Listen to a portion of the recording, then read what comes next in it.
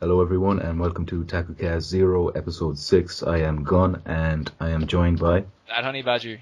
And for the first time ever... DrydAykma. Interesting name.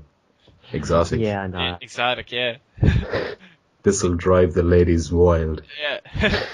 The view can't go up. Okay, So that's yeah, anyway, let's get to business and we'll start with the big news of the week. Or was it last week? I'm not we're sure. kind of late here, aren't we? Yeah. Microsoft's 180, as it were. Yeah. So, discuss, lads. Okay, I guess I'll start. I don't see why people are like, oh my god, we have to stay always connected, and like, this is fucking bullshit, and then they take it away and it's like, oh my god, you stopped it, this is fucking bullshit, it's like... I'm going to have to step in and say that I think it's been way more positive since they turned it around than granted, has but I been mean, negative. like, I've actually... Yeah, there's still the complainers. Yeah, but nobody wants to hear about the good guys, you know what I mean? People hear me complain about things. I mean, it's good in a way because, well, not in a way, it's definitely good because there's been a lot more of people saying, I want to buy this, and it's actually starting, it's second now, behind the PS4 in like Amazon's top buys or some shit like that. So it's good, like, it seems like they probably saved themselves because I didn't see them doing too well. I think they would have went the way of the Dreamcast, if they kind of stayed. I don't think people are ready for this yet. But I'm really glad they did. I mean, what features you don't get anymore because of this? The family share plan thing. But like, who cares?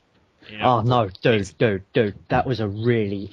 I would have sat through DRM for that. That sounded awesome. It was like 10 accounts on your console, any of them can play any of your games. That's basically going, okay, look, you bought one game, now go get your mates and play a game of Halo 4 on 4 with them. Yeah, I mean, that's pretty cool, like, but, I mean, it's not worth the DRM. I mean, a lot of people I know anyways don't have constant internet access. You know what I mean? Imagine then you spend €500 or I can't remember what it is in pound, but it's a lot of money, and then you're like, I can't fucking play it, my internet's out. And then you gotta pay for live on top of that, Obviously that is a complete... I would have accepted maybe not that much DRM, because what I think they were trying to do is go, oh look, Steam's good, they do the digital thing, maybe we could try that. But that's on a PC. I mean, you know what you're getting with Steam. People get home consoles, for that reason. They don't have to worry about being on the internet. I know. I mean, if they took the once a day thing off, that would have been perfect. Yeah. Could have had any other kind of DRM, well, not any other kind of DRM, but sat through DRM, play games with my mates. That'd be brilliant. Yeah. I mean, I have a friend who said he's going to get the Xbox One, but and you need to be connected once. To set up the console, you need to be connected to the internet for only one update. So, this is easy to get around because anyone can get 2 seconds of internet access. So he's just going to bring it to my house first because he's going to be potentially moving to a place where he won't have internet for a while. So he said if that's the case, bring it to my house, update it, and then go home. And then, that's no problem then. So that's what could have happened, but there could be no people who aren't going to get internet at all, but who still play games, and they did that. Nintendo did that with the Wii U as well, the first day update thing. Yeah. Oh yeah. I remember getting that day one, bringing it home, having to set it up, and then there was trouble getting internet access because some reason. That's weird. I didn't know that. Then an hour or two of waiting for an update, and it was quite hellish. Imagine you were a big Nintendo fan and you had been dying to play your Wii U, and then you had to you look at the time, time remaining, an hour or 2 hours, and you're like, kill me now. To be honest, I'm used to it. I'm a Sony fan. When we have mandatory installs on games, that was horrible. Get Devil May Cry 4 on my birthday, go, oh, I'll give that a go. Nah. Yeah. I think Devil May Cry is the one that sticks in my head as well for the biggest fucking install. Yeah, or at least it felt like the biggest one. Like it shows the history of the series while you're installing, and it just keeps looping over and over. And I've read it like 100 times by the time it's fully installed. Oh my god, I didn't know that. Well, then again, I didn't play Devil May Cry on. That's crazy. What was there a reason why it was so long to install? I've not a freaking clue. A lot of game. I don't even know. There are games that have bigger installs than that, and there have been basically no install times, and it gets really annoying when you put in a game, even a new one, sometimes they do an install, and you're wondering why. There are games that have done this before with no wait time. At least next gen is going to be a thing of the past, rather. Hopefully. Yeah. Well, they're saying the biggest cause was because the Blu-ray drive was pretty slow, but the one in the PS4 is going to be 3 times faster. So updated tech, I think DVD is faster reading time or reading speed. But I would take that. I mean, I'd take Blu-ray over that though. Just for once it is installed, you're getting a huge game. Like you look at Metal Gear Solid 4, sorry. That was a huge game. So. Oh, that was annoying to install. That was another one with the installs. Actually, every chapter. When I got my PS3, it was installed, and I'd played the game before, but I loved it, and I was excited to be able to play it in my own home, and I was like, yeah, it's gonna be good. And then you just watch them smoke that cigarette, you're like, come on! Oh God, I need a fucking cigarette. You made me want to smoke. Yeah. You gotta take it up, Anyway, let's get back to Microsoft. Yeah, but go on, you haven't shared your thoughts on it. What do you think, about this? You talking to me? Yeah. Alright. I think it's great. I think they swallowed their pride, stood up and admitted they made a mistake. Well, maybe hold on a sec. How do I phrase this? Like, a lot of people are saying it's, they've listened to the fans. Yes. But a lot of other people are saying it's the pre-orders. They thought about it. Well, yeah, that's true. But is it the pre-orders that made them change their mind, or is it actually because they listened to the fans? What's the story with the pre-orders? I've heard people complain about it, but I actually don't. Then, it hadn't been performing well in pre-orders. Well, it had been okay, but compared to the PS4, Ah, I see. Hold on, I've just got to go for a second. Continue talking about me. All right. It always happens. Anyway. Yeah. Cliffy B, or I don't know how to pronounce his name at all, but he was on Twitter about this thing, saying it wasn't any of the fans whining on the internet. It was because of Sony that they changed it.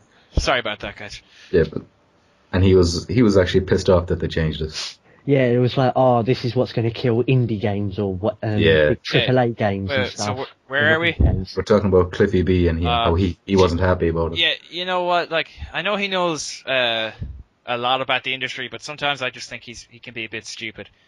Again, he's worked in the industry, he's got all this experience, but I mean, it's a console, it's not Steam, and I think it's going to be easier to buy games, so it's going to make it I know people are not, okay, for example, me, I'm definitely going to be buying digital all the time because I like doing it that way. So really? Yeah. So I would actually buy it digital before buying it used. I'm the opposite, unless it's really cheap digital. Yeah, well, I'm not tight, so. I like digital if I've got the hard drive space for it. Yeah. Well, the good thing is we'll be able to get external. I'm fairly certain we're going to be able to get external hard drives for the Xbox. And a 500 gig hard drive's good enough anyway. Yeah, that'll do the trick for the start, but I'll probably get a 2 terabyte external. Oh, definitely at some point. I've got an 80 gig hard drive on the PS3 and it is horrible. Yeah, when I bought my PS3, I bought a 500 gig hard drive right away with it and put it in myself. 'Cause you just need that luxury of space, Mm. I got 120 and I'm starting to sweat. But anyway. I can't take the pressure. So where were we? Well, overall, I think it's a good thing. Yeah, there is a few people saying if it's so easy, just take it out. What's to stop them from putting it back in the future? But, well, I'm just saying, nobody can say for sure. Yeah, I know, but I mean, people are saying the same thing about Sony. They're like, what if they put it in? That's true. They could as well. I don't see them doing it. I think they're going to want to keep people happy because... Yeah, I don't think they're going to want to suffer that backlash. Yeah, because also, I would just stop buying games and I'd just start buying games for... Because I'm going to get a PS4, but my decision was which I wanted to get first, so I'll have both.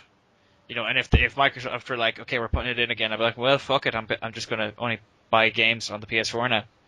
You know what I mean? I don't think I'd be the only one, because normally I wouldn't really do that. I just soldier on, but I feel very strongly about this. So do you think heads are going to roll now at Microsoft over this whole fucking PR mess? To be honest, I would have thought that would have happened earlier with what's this, Don Matrick or Don whatever it Matrick, is. yeah, Jesus. Saying, you know, we've got a product for offline play. It's called the 360. Do you know, like, that guy should not be put behind a microphone? How did he become the face of the one? I don't know. Do you know what's funny though? Like he reminds me of the character Christian Bale played in American Psycho. Is that it? Oh, I love that film. Patrick Bateman.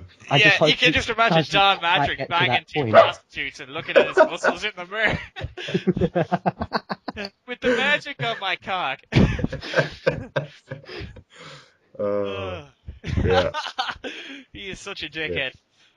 You know, King Kellogg actually said before the reveal, when we first found out that it would be Don Matrick doing it, he was like, "Oh, I hate this guy," and I was like, "Why do you hate him?" Like, I never heard of him before in my life, and he wouldn't give me a reason as to why he hated him. But now you know. Now we know. I think King Kellogg could just sense danger and he's just like, there's something off about this guy. Yeah, what a Yeah. douchebag. Yeah, he just is like that big grinning head in him. He just doesn't seem like a gamer, you know what I mean? Oh no. It's just like, it's like it feels like it was his idea, like, let's make this DRM. They're like, but damn, that's madness. He goes like, but I am Microsoft or something, I don't know. He's just like doing lines of coke and fucking making these crazy decisions. Alright, we're getting way off track, so Yeah. let's move on to then. There's still some more Microsoft news there somewhere, isn't there? Project Spark. Oh yeah, actually, you can sign up for a beta. I read this on GameStop. You can sign up for a beta for Project Spark. That'd be pretty cool. I actually was pretty surprised by that game. It looks really fun. So if you're interested in getting in on the beta, I'll have a link in the description to the article on GameStop, and from there you can figure out how to get involved. Is that game coming to PC as well? I actually don't know. I'd say it will be. I think they said it was Windows 8 and Xbox One. Oh, Windows 8. Yeah. I really try to Yeah. avoid Windows 8 as much as I can. I have no experience with it. Yeah, Yours. I just don't like the look of it. I mean, I've looked at people using it, and it doesn't seem to be for me. You know, I really like Windows 7. If Project Spark is as good as it seems to be, I think it'd be worth suffering through Windows 8. Oh yeah, it does look good, especially with like tablets integration, which is something I kind of turned my nose up before. Oh, In this Project game, it Spark. looks good. Coming at Xbox One, Xbox 360, PC, and Windows 8 tablets. It's coming to 360 as well. Yeah. That's a surprise. Color me surprised. How do we call you at all? I don't see the 360 handling it too well though. Oh, same. The only thing I'm really interested in it for is like making RPGs or something, but with that, there's a lot more I want to know about the thing before I even bother. Actually, Yeah. I know it's a bit off topic, but just talking about 360 and like last gen, I've seen this. I think it's been taken down. I'm not sure, but I've seen it on YouTube. Some multiplayer footage of Watch Dogs. I posted it to Speak Out, so I don't know if any of the guys. Yeah, just, I I saw already that. Yeah, posted that as well. And didn't it look really bad? Like it's probably on a current gen console. Yeah, I thought something looked a bit weird about that. It looks so shitty, and I was like, I've lost some of the. I actually didn't notice. Oh wow! I looked at it, and I was like, this looks like tar. I assumed it was because I wasn't playing it in HD, It seemed a bit Yeah. empty. Yeah, HD does like make a huge difference. It gives the world kind of more life to it. You know what I mean? In my opinion. So you think that was a PS3 or 360 yeah, version? I would have version? said 360. You know, it looked like a 360 one to my eyes. Interesting. It looked current gen anyways, and it did not look good. And it made me not want to play it. You'd have to wonder why they showed that. Well, I think they it was they actually leaked. didn't show that it was Yeah, leaked. I think it was leaked. so Yeah, I'd say they were just maybe doing a little that demo of could it or explain something. it. Maybe that was just early then or something. Yeah, maybe. Maybe, yeah. It looked boring to me anyway. I wasn't bothered with it at all. Like I'm not fussed about the multiplayer of Watch Dogs. I just want to play the single player, which still looks good. So I actually think the multiplayer could be very good. yeah, I'll play it and see. But also, did you see? I'm pretty sure you did. Jimmy Fallon playing Watch Dogs. Yes. Nah, not me. Well, Oh, playing in air quotations. Okay, Drid. Here's what happened. They had a developer playing. Aisha Tyler is that her name? Yeah. Oh, Yeah, she was at Ubisoft thing. Yeah, Yeah, she tall was. lady. She was there talking him through. She's grown on me a good bit, but that's besides the point. She was there as well, talking him through it and stuff. And then they follow this NPC who eventually gets mugged, and then they let Jimmy take control when they're having a car chase, and he could not control the car for shit. And I really wanted to see what would happen. It was so annoying. Like, even if this fella isn't a real gamer, you think by the amount of games he's shown off at this stage, he'd have picked up how to control the car. Especially since he's like, I could play this for 4 days, and I'm like, slow down, Jimmy. Maybe you should play like Lego Racing first or something. You know, something where your speed. You know, it's like, you're clearly not going to play it, so don't lie to me. I'm not a fool. All right, enough about Jimmy Fallon. No, there's not enough. Okay, yeah, so what do we got next? That is an excellent question. Have we finished with the Microsoft stuff? Oh yeah, actually, this is something I found pretty cool. The PlayStation 4 UI. This is on IGN.com. I've seen it. There's going to be a link in the description so you guys can watch it. But you two have seen it, right? Yeah. Yeah. Yeah, and it actually looked really cool. I gotta say, it looks like Sony have, went the right direction this time with with their dashboard. It's going to fix all the criticisms they've had in the past. Yeah, it seems to. I'm very impressed with it. Like, they are making some big strides software side. The one thing I really go ahead there.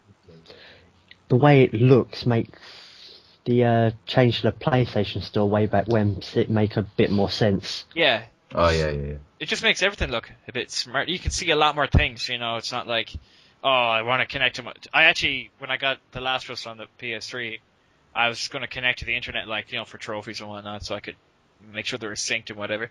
And it actually took me ages to find out where I had to go to connect to the internet on the PS3. It was really frustrating. Yeah, that is quite out of the way. All the way to settings, down to the bottom, you click it, and then I was like, I'm pretty sure this is it. I was just guessing. You know what I mean? But looking at the PS4 one, it looks really tidy. It actually looked really cool, and also they had things like, he was looking at some Sarah girl, I think her name was. We were all looking at Sarah. Yeah. Hard for Sarah. They were playing Knack, like, showed some footage of Knack, and he was struggling with something, and he looks at Sarah's clip and how to beat this thing, and it was. He got that eye thing, and it all just got quite awkward. Yeah. See the erection pushing through. It was actually interfering with the touchpad on the DualShock 4 at some stages. But yeah, one thing that they showed that I was really appreciative of was that, when you want to type out a message, the keyboard, you have to slowly click over to D and then press X to enter. Yeah. And this, it kind of looks like you're holding down the square button and then moving your stick around to go to the keys that you need to get to. It looks very... Well, I'm not 100% sure how it works, but I'm sure once you get the hang of it, it'll be way quicker. Yeah, it looks like something you do need to get the hang of. As it is, going through a keyboard with the controller is okay for me. Yeah, but that does look a lot quicker. I'd say once you get used to it, it'll be way faster. Like, you'll be whizzing, Sometimes it's really annoying on the chat room, right, the way it is now on the PS3. Yeah. Yeah, even on the Xbox. I plugged the keyboard in for that. Yeah, actually, I should have done the same. Yeah, but you don't want a keyboard just waiting around. It just doesn't look tidy. Well, actually, my laptop can use Bluetooth to control it. Cool. That's really cool, actually. Never used. What else did we see? We've seen things like, so in this ad, anyways, this guy's friend just gets in contact with him saying, really bad acting. He's getting killed in Killzone and needs him there. And then the dude goes, I don't have that game. I gotta go get it. But then he just goes up and has some OJ, a little bit of a snack. I don't have that game. Yeah, and when I must pay 50 quid for it now. he goes. He needs to drink while he thinks about it. No, he's just like, I can't afford this. The wolf's at the door. I need this money, but I'm addicted to PS4 games. We actually just seen a man in a crippling addiction. But what he starts doing is he starts downloading the multiplayer portion of Killzone first, so they can get in quicker instead of waiting for the whole thing. I think that's really cool. Especially now, since my plan is to go as digital as I can with my games, So if you don't have space in your hard drive, but you want to keep the multiplayer part, you can just delete the single player part. Yeah, that'd be awesome, wouldn't it? Just cut it in half. That would actually be really cool. That's some good implications. I don't play a single player; it's just a waste of space. But I keep this portion of the game. Yeah, I like that a lot. They also showed off the headsets, like the earbud things that come. Thing. Yeah, the PS4. They look very low quality to me, but they'll do the job. Yeah, sure. So was Microsoft's, mics as well, but they did the job too. But you can go and buy your $500, dollar or €500 one. I'm probably So- going to get some. Oh, like people like I Whoa. know some guys I play with them on Xbox Live or used to like they're really the Turtle Beach ones really expensive ones. Yeah, But he'd be like, I heard you coming up the stairs there, like, if we were playing against each other or playing Battlefield 3. And it was actually really hard to kill him because he could hear me coming all the time. He goes, I heard you running outside, like 300 miles away. I don't know. But sure, you get what you pay for, I suppose, because I just had... I hope the headset I have now works with the PS4. Yeah, Got the sure. pulse it needs. Yeah. It's got Bluetooth? Is that the one you have Bluetooth? Yeah, it's Bluetooth, isn't it? It should be grand. No, it's got a USB thing for it. It definitely have USB, But it is wireless, like it just has a USB kind of dongle. Receiver. I suppose you could, receiver Charge, probably. to pick up the signal. Oh, okay. I dig it, dog. I'm picking up what you're Like putting. a Bluetooth adapter, I think it's called, or something like I stopped Yeah. caring about your adapter, like 2 sentences in. that. Okay. It was only one sentence. Why do you gotta bust balls? Anyway, Yeah. anything else about that UI? It was we actually should a talk lot to about? look at. I'm trying to think of everything because there's like, I want to. Well, party chat anyway. Yeah, well, about time you're getting that. But I Yeah, mean, yeah, obviously. this is exactly what you should be getting now with PlayStation Plus. But I mean, this is why it's good to be paying for it because you're getting these things now, and they're only going to add more things. This is just the very start. They're going to be looking at more things to add to make it look more appealing to people who might still be on the fence. A year down the line, Yeah. they'll be like, we got this, and this is why you should pay for it instead of just what they Yeah, I have. now. hope they don't start dropping the quality of games or something they do every month by justifying it by saying, oh, you need it for the multiplayer or anything. Yeah, that should be Wait, okay. what? Do you need it for multiplayer in some games? Need what? PlayStation Plus. Oh yeah. I hope they don't start dropping the quality of the free games they put out just because it's justification. See what you mean. Yeah, there's a danger of that, I suppose. And in the beginning as well, it's going to be fairly dry on games because it's new. Yeah. First thing's Drive Club PS Plus edition, and we've got indie game. What is actually just a quick question about the PS4? What game are you looking to get first? I'm not sure. I'm Killzone, holding Shadowfall. off till next year to get one at the moment. You're just gonna wait, yeah? Yeah, probably depends what comes out soon. Most likely, if Destiny comes out early next year, I'm going to grab that. Good choice. What about you, Gunn? I think I heard you say Killzone. Killzone and Watch Dogs, I'll be getting them launch day. I'll probably just get Watch Dogs because I'm gonna get the Xbox first. But I was looking at Rise, but I'm not really that fussed about it. I really want to make sure they get varied combat and varied missions in there. See, the thing about that game is that it used to be a Kinect game, and it looks like it's still a little bit on the rails or something. Yeah, like you can see that it kind of used to. I don't know. Well, I'd need to see more. Yeah, before that's exactly it too. But Watch Dogs will be a day one purchase anyway, and I'm sure I'll figure out then after that. But Kellogg put something up on Speak Out there about the new Killzone, about someone who had a play of it saying it's definitely the best single player that they've ever had. It's way more open now. Interesting. Actually, Killzone 3 single player was really good. Yeah, it was. Yeah, I really enjoyed it, and the multiplayer wasn't that bad. Had some issues, but once you got good at it, you start to enjoy it more because you weren't the one getting dunked on. I love the multiplayer in all the Killzone games. 1 and 2 was pretty bad in my opinion, but 3. 2 was probably the best. You think so? I thought that was the worst. For multiplayer now, not for single player. I didn't play the multiplayer, but I hated the single player. Oh my I'll be honest, that's the only one I play single player in. And yeah, I don't even have to play the others to know that was pretty bad. Yeah, you should play 3 if you get a chance. It's a really good 3 game. brings all the colour into it and stuff. Yeah, they also just it's leaps and bounds ahead of 2. They really upped their game, I thought. No pun intended. I'm just kind of holding out for a Hellgast game or something. Yeah. Oh, also, did you notice with the UI thing that there'll be clans? She goes, "Do you want to join my clan?" Oh yeah. Yeah. I just remembered that pop back into my head. Yeah, I think that's cool too. Make a little group, and be good. Maybe an invite clan to game feature instead of going to your friends individually. That'd be handy. I mean, Microsoft does something similar now, where it's not similar to clans, but to group invites, for if you can invite your whole party to a game. But sometimes. Steam has groups. They could work something like that, wouldn't it? Yeah. I think the Steam TakuCast group. Yeah, Steam is very, very much ahead of the curve, I think. But it's not quite a console. A lot more people prefer consoles to PCs. I think PC is a bit more hardcore. It's got the appearance of hardcore, at least. Yeah. I think it is. I mean, I don't know any guys who just play games casual like, yeah, but I only play on my PC because, you know. I've got one for work. Well, actually, so great. Let me see. Do you guys got anything else you want to mention about the UI? I'm trying to think because there was a lot in it, you know, and I feel like we're missing out and stuff, and it was really cool. See, I haven't seen this in like a week. I probably should have watched it when you watched it. Oh, actually, also, I noticed too, there's like a like feature in it as well. I don't know, is that Oh, people yeah, sharing yeah. it to Facebook, or is that It like... Facebook's it has its own- everything. It's not actually. I don't think it's Facebook anyway. Yeah, It's I'm like wondering, is the it on its own? Sony, they'll have their own kind of Facebook just for the PlayStation kind of, you know. Yeah. Oh, yeah, I get you. Sony That's book. cool. Oh, also, one more thing.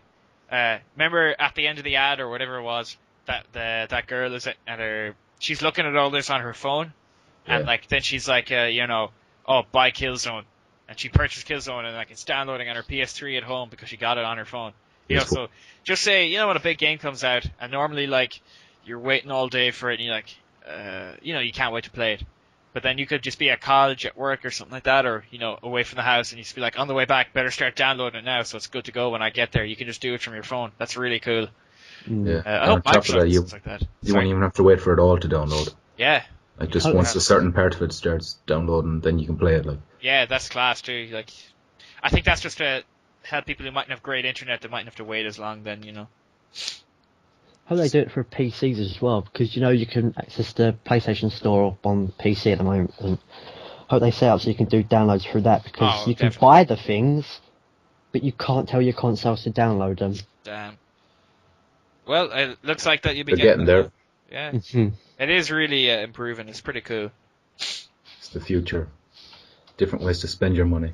Yeah, but I mean, like, that's why, it's just better if it's easier to do. That's what, Oh, Steam yeah, is that's really true, easy that's to true. use, like, so it'll keep people wanting to buy the games, from, brand new instead of used, because, like, well, it's just much easier to do it from my house, you know? I still want to just go disc only. I don't want to go digital unless for like indie games and stuff like that. Yeah. I get them digital. You don't really have the internet for it, though, do you? I love the ease I of can use for download. digital, but I can't help but love discs. Yeah, it's nice to have a collection there looking at you. Yeah, I don't really care about that, I guess that's why I'm going a different direction. I have shelves, I need to use them. Yeah, but what if your shelves are empty? That's so I need tiny. more I'll shelves. try. Anyway, I think we've been way too long on this, have we? Yeah. Okay. So, you posted on Speak Out a leaked image of a something to do with God of War. Do you want to talk Oh to us yeah. about that? Okay, so there's a good chance this is fake, but it's just like a picture of a screen saying God of War Redemption, underneath saying Sony Santa Monica, and for PS4 and PS Vita. Like it looks like a good fake if it is a fake. Yeah. Yeah, you look at the font and the A's different. The That's nicely spotted, Drid. I know. Funny you should say that. I know. It's almost as if we spoke about this beforehand. Yeah. But yeah, I had a look. With Ascension, they've got, the A. There's no horizontal line in Well, Ascension. I'd be damned. I have to take your. I'm just pointing out what the difference is. That's all. Yeah, no. Other than But there that, is it's always the flat. chance, because they're saying that font that's used is the old font that they used in the original game. So there's a chance that they went back to it, but yeah, who knows? Well, I'll have to take your word for it because I didn't. I don't care enough about God of War really to notice these things. Well, not that I don't care, but I don't follow it. Fair enough. Actually, I did really like God of War 1 to 3. I was lucky that I got to play it. I got God of War 1, played it through all the way on hard or whatever it was, and then did the trials after it in one sitting. And it was so good to play, and then I just sort of stopped. You get that a lot with games, like you're like so into it, and then all of a sudden you're like, I'm done. Yeah.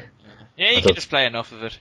3, I think, is my favourite. There was a lot of them. Yeah, me too. I really like 3 as well. I think I played 1 at your house.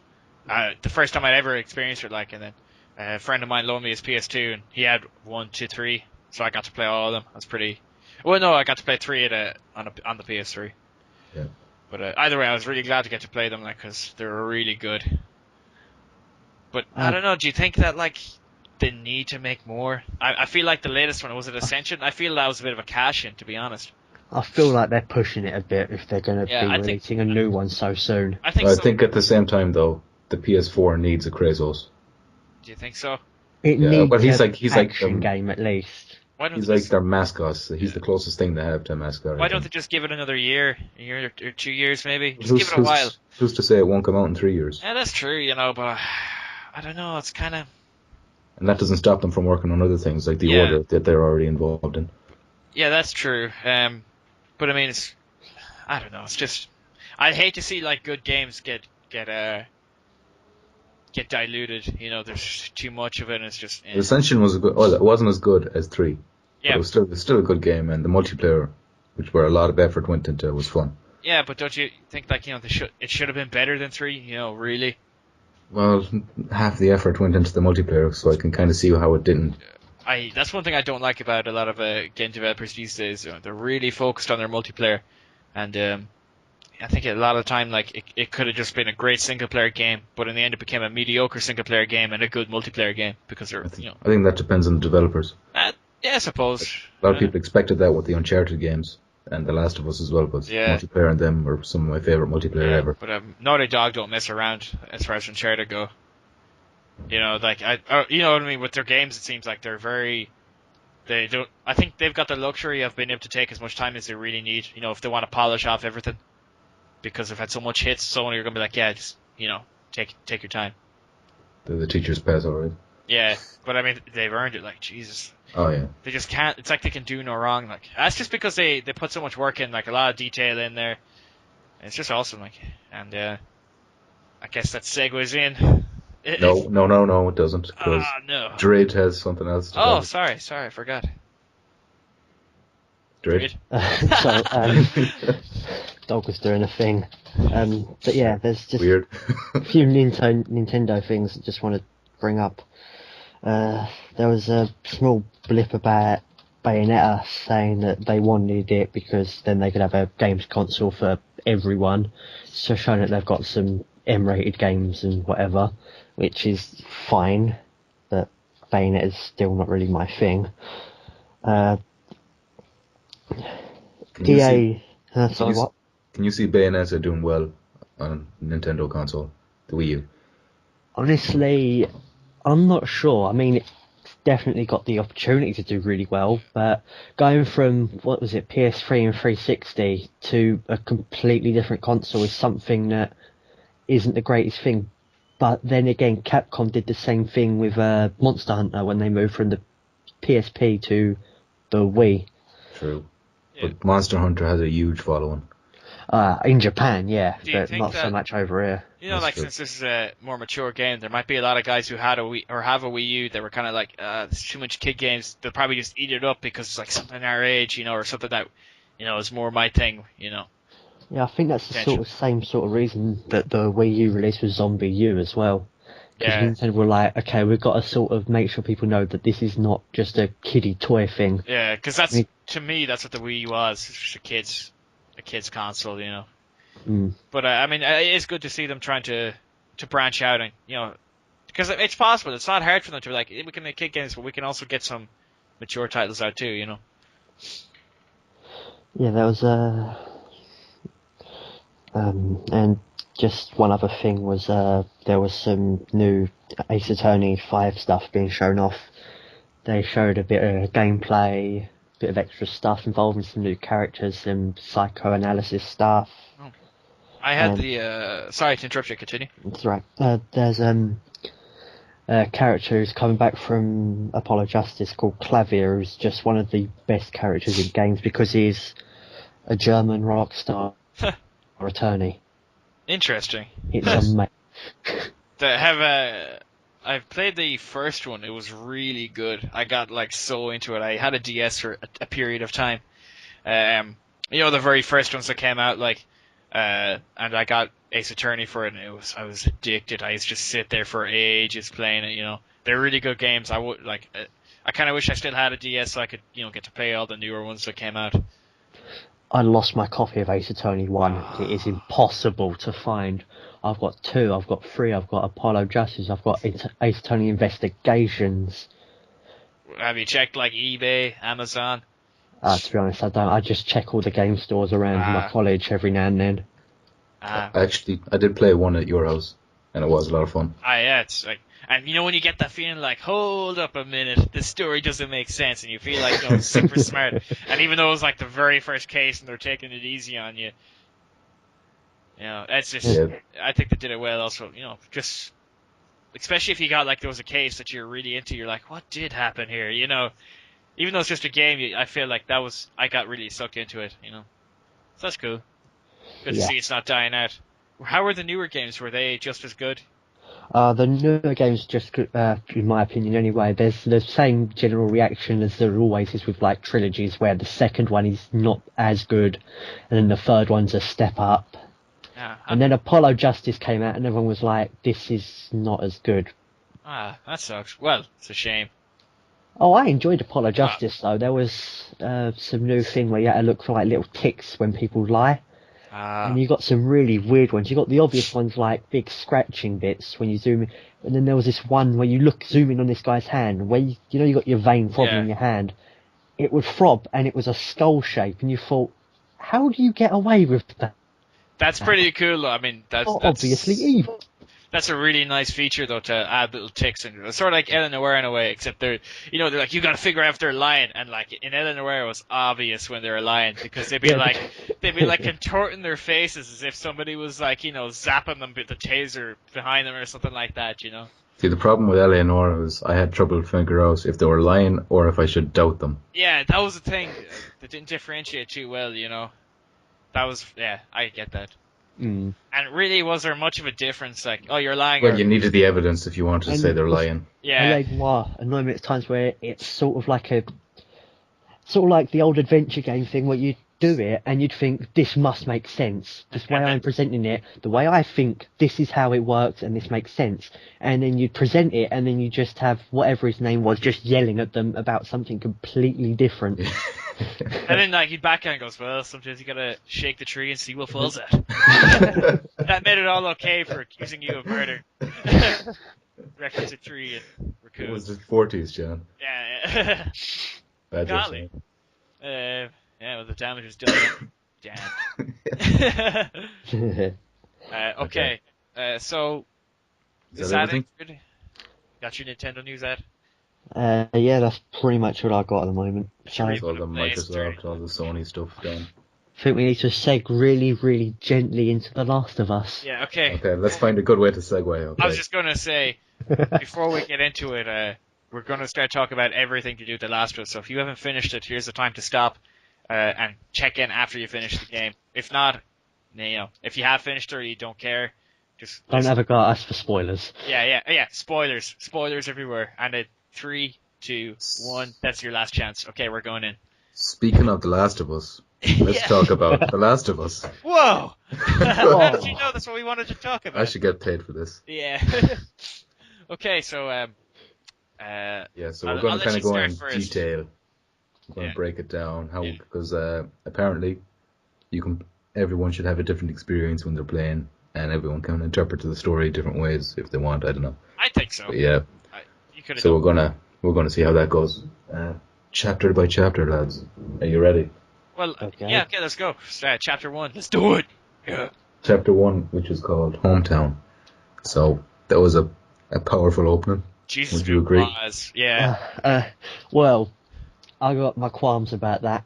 It opened, and instantly you see 14-year-old girl, whatever age she was. And instantly you go, she's not in any of the other promotional stuff of the game. She's gonna die. Yeah, but I mean... She's gonna die. Yeah, you think that, but I mean... Yeah, but you could have also said...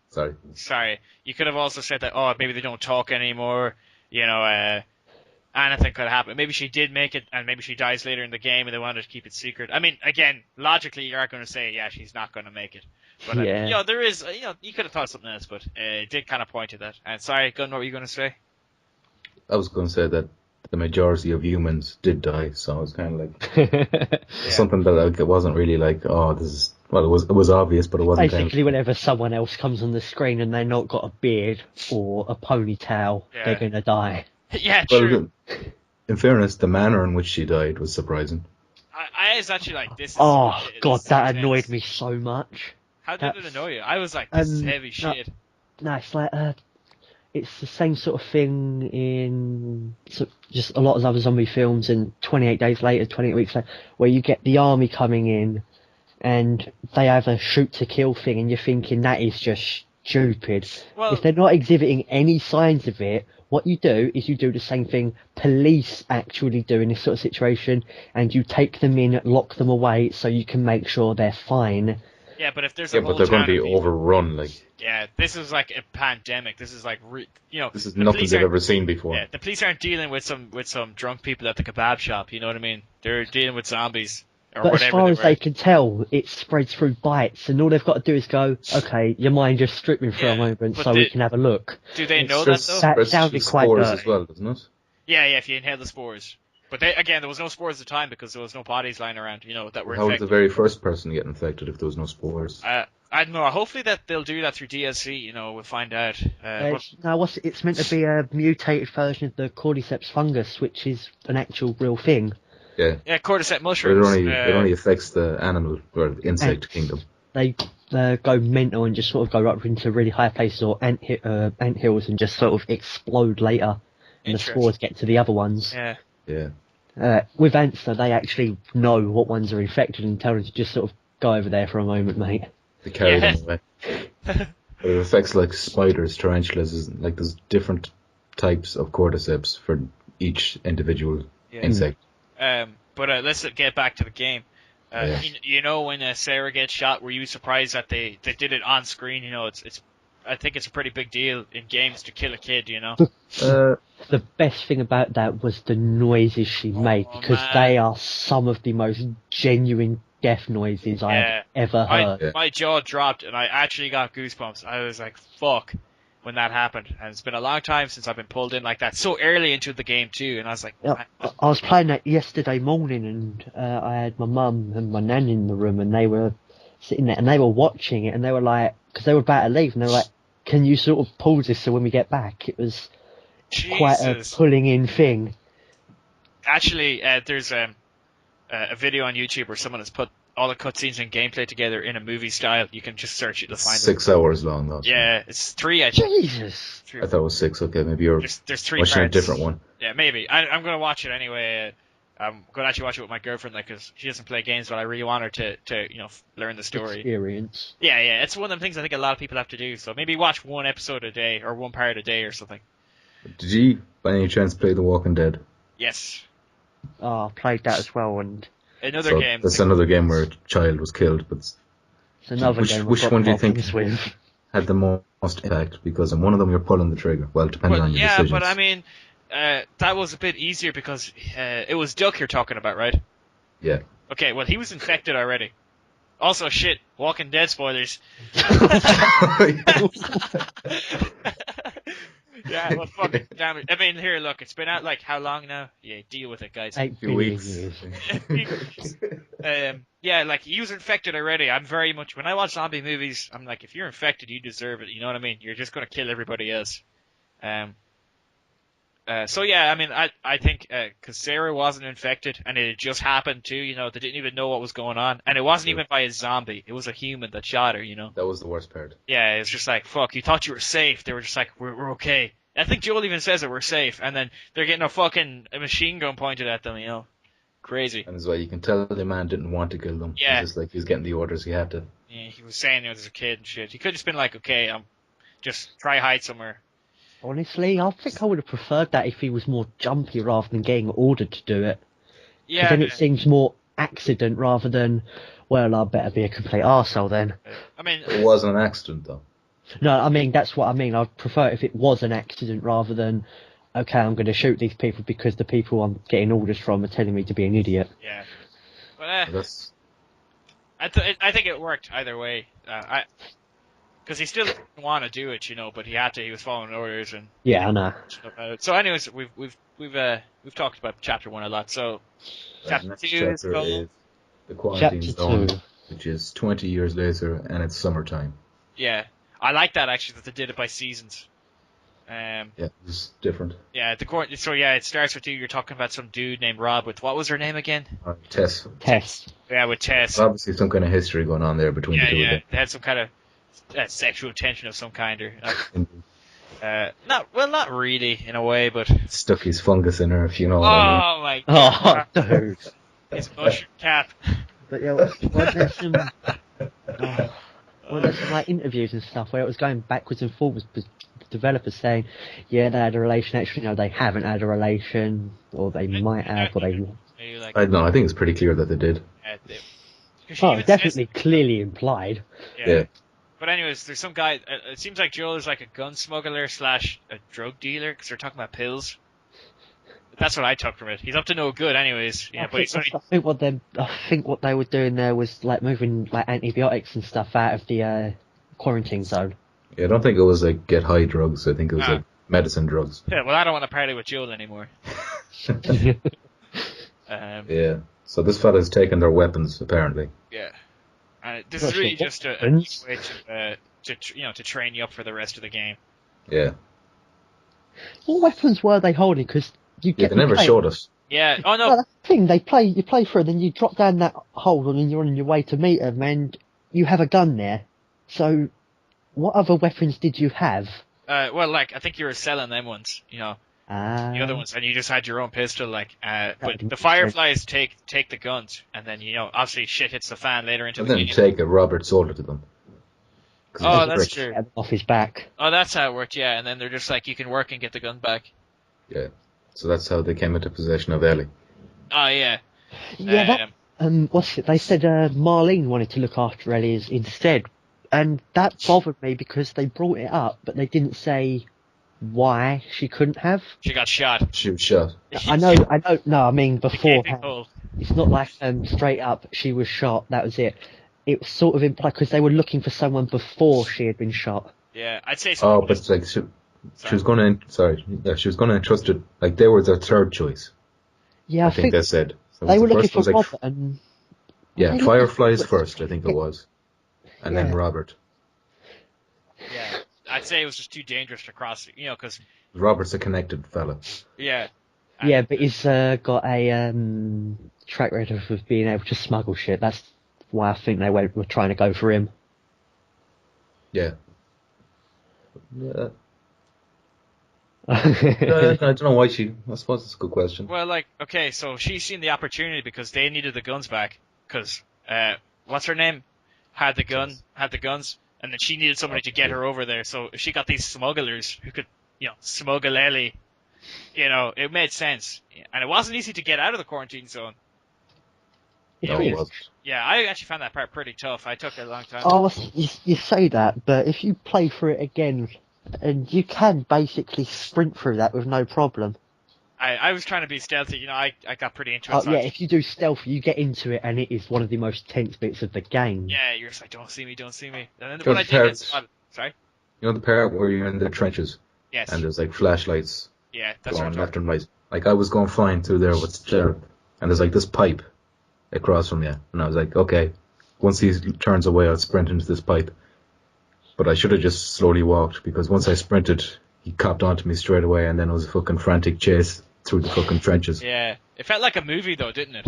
Like, yeah, it was. I don't know, it was very atmospheric, I actually was. The game flows very well. It does, it makes sense, like everywhere they're going, it's like, yeah, they have to be here, it's not just a segue. I never felt like there was filler.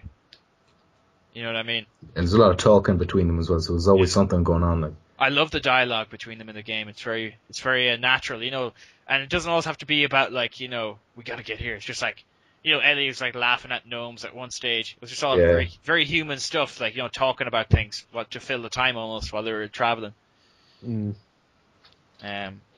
Okay. So yeah, life in the quarantine zone anyway. Yeah. Now you run through the tree, and then you get jumped by those two military guys. Guy and a woman.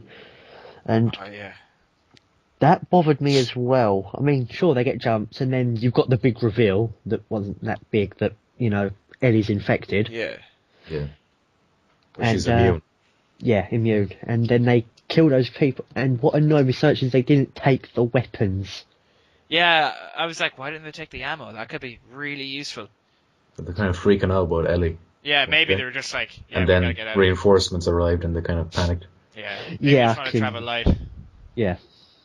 Yeah, I'd say that'd be a good reason, like, because But still, if it was me, that's the first thing I would have done. Picked Yeah, up And one of those. regardless, then again, you think about it and you think if they did take the assault rifles, then they run and then they get, 20 shots out and then they got to throw them away. Yeah, but Yeah. 20 shots at an assault rifle in that world goes a long way, you know. I know, but I Well, mean, the the point assault is, rifle is it weaker quickly than the- becomes dead weight. Yeah, but you could just pop up and maybe look for headshots, fire from a distance. But here, it didn't happen, and Yeah. again, it's not something I cared about because I was just like, okay, shit's picking up here. Because for me, the first up until you find Ellie, really, it was kind of slow, and I wasn't that pushed. You know, I wasn't like, God, this is awesome. You know, the gameplay mechanics are good and stuff, but I wasn't too into it like the way I was for the rest of the game after. It's got a good bit of opening, but it is clearly tutorial in what it does. Yeah. It's necessary, and then after that, it's just like phenomenal. Like it was just like a good game, and then an amazing game. At least for me. Like after that, there was It's no, very like, well paced. Yeah, it is very well paced. What happened after you got away from the trenches area and all that stuff? You kept right, and then it gets to the building. demo bit they showed off. Yeah, the demo. Quite a bit beforehand. This is kind of where it went survival horror kind of ish. Oh man, that was actually You're in the big abandoned office buildings. that was a little bit different because I didn't know that, like, because I didn't get to play the demo, but I did see a video. But it was a little bit different from the demo.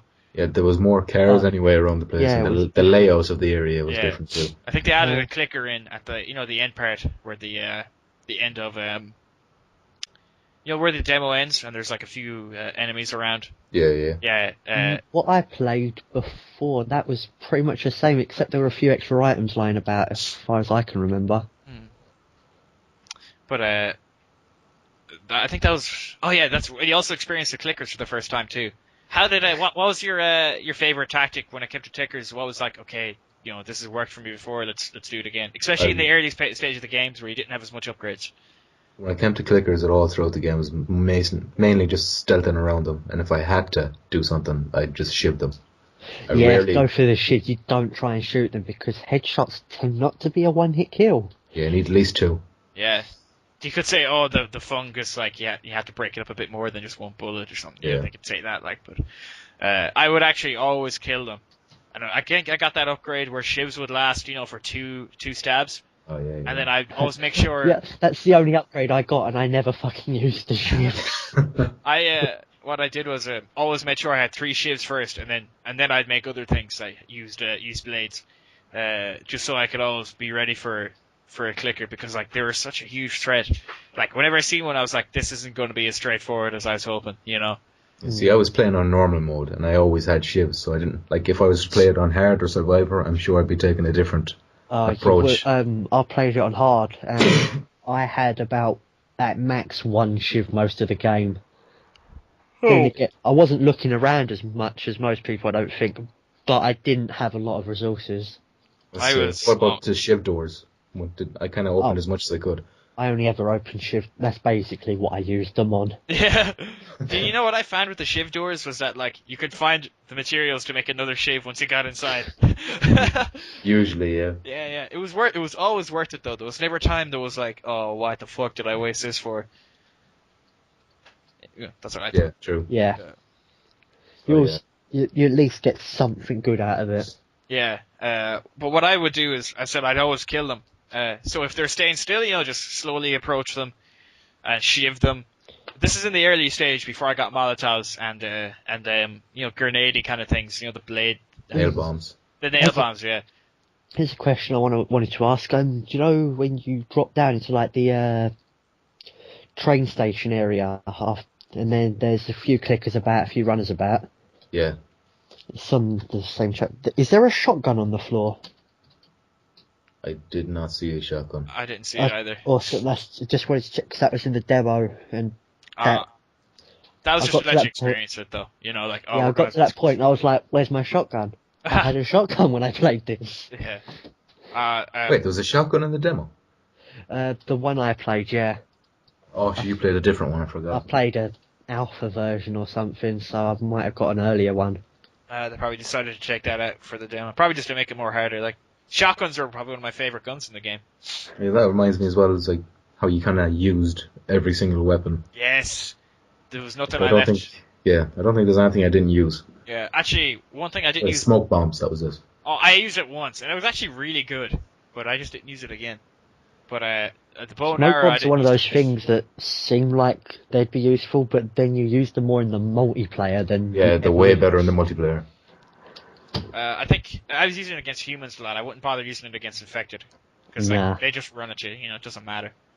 You were saying the bow, you didn't use that a lot? Yeah, I didn't use it too much at all. I think I Yeah. used it like once or twice to try kill a clicker. I think you could insta-kill a clicker in the face with it. Yeah, it was very useful, I thought. Yeah. So if a clicker was trained, but normally I didn't think about it. But like the hunting rifle, I put up to max capacity for rounds, and I put the scope on it, and it was and extra damage or something like that.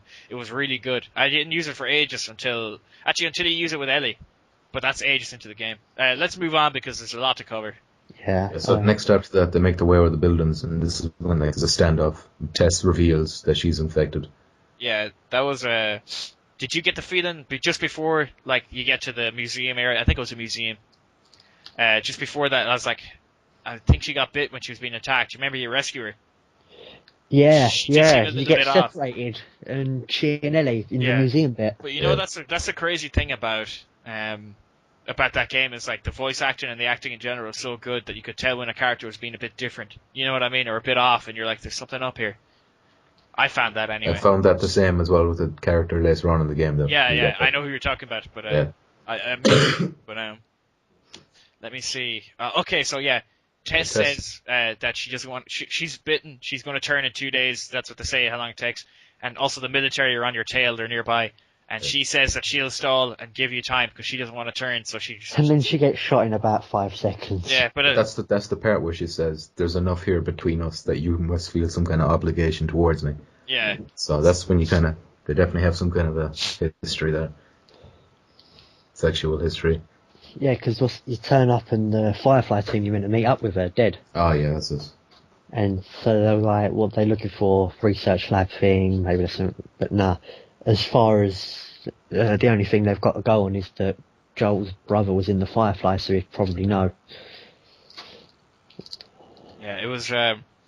I didn't really care enough about Tess like to be too sad that she died. I was just like, it would be way handier if she was alive. You know. For at least a couple more chapters. Yeah, because there was a few times like where it's about to be hit and she'd shoot the zombie, the runner, or another player or human rather, and just to kind of help you out a bit. But I had a good feeling she wasn't going to make it.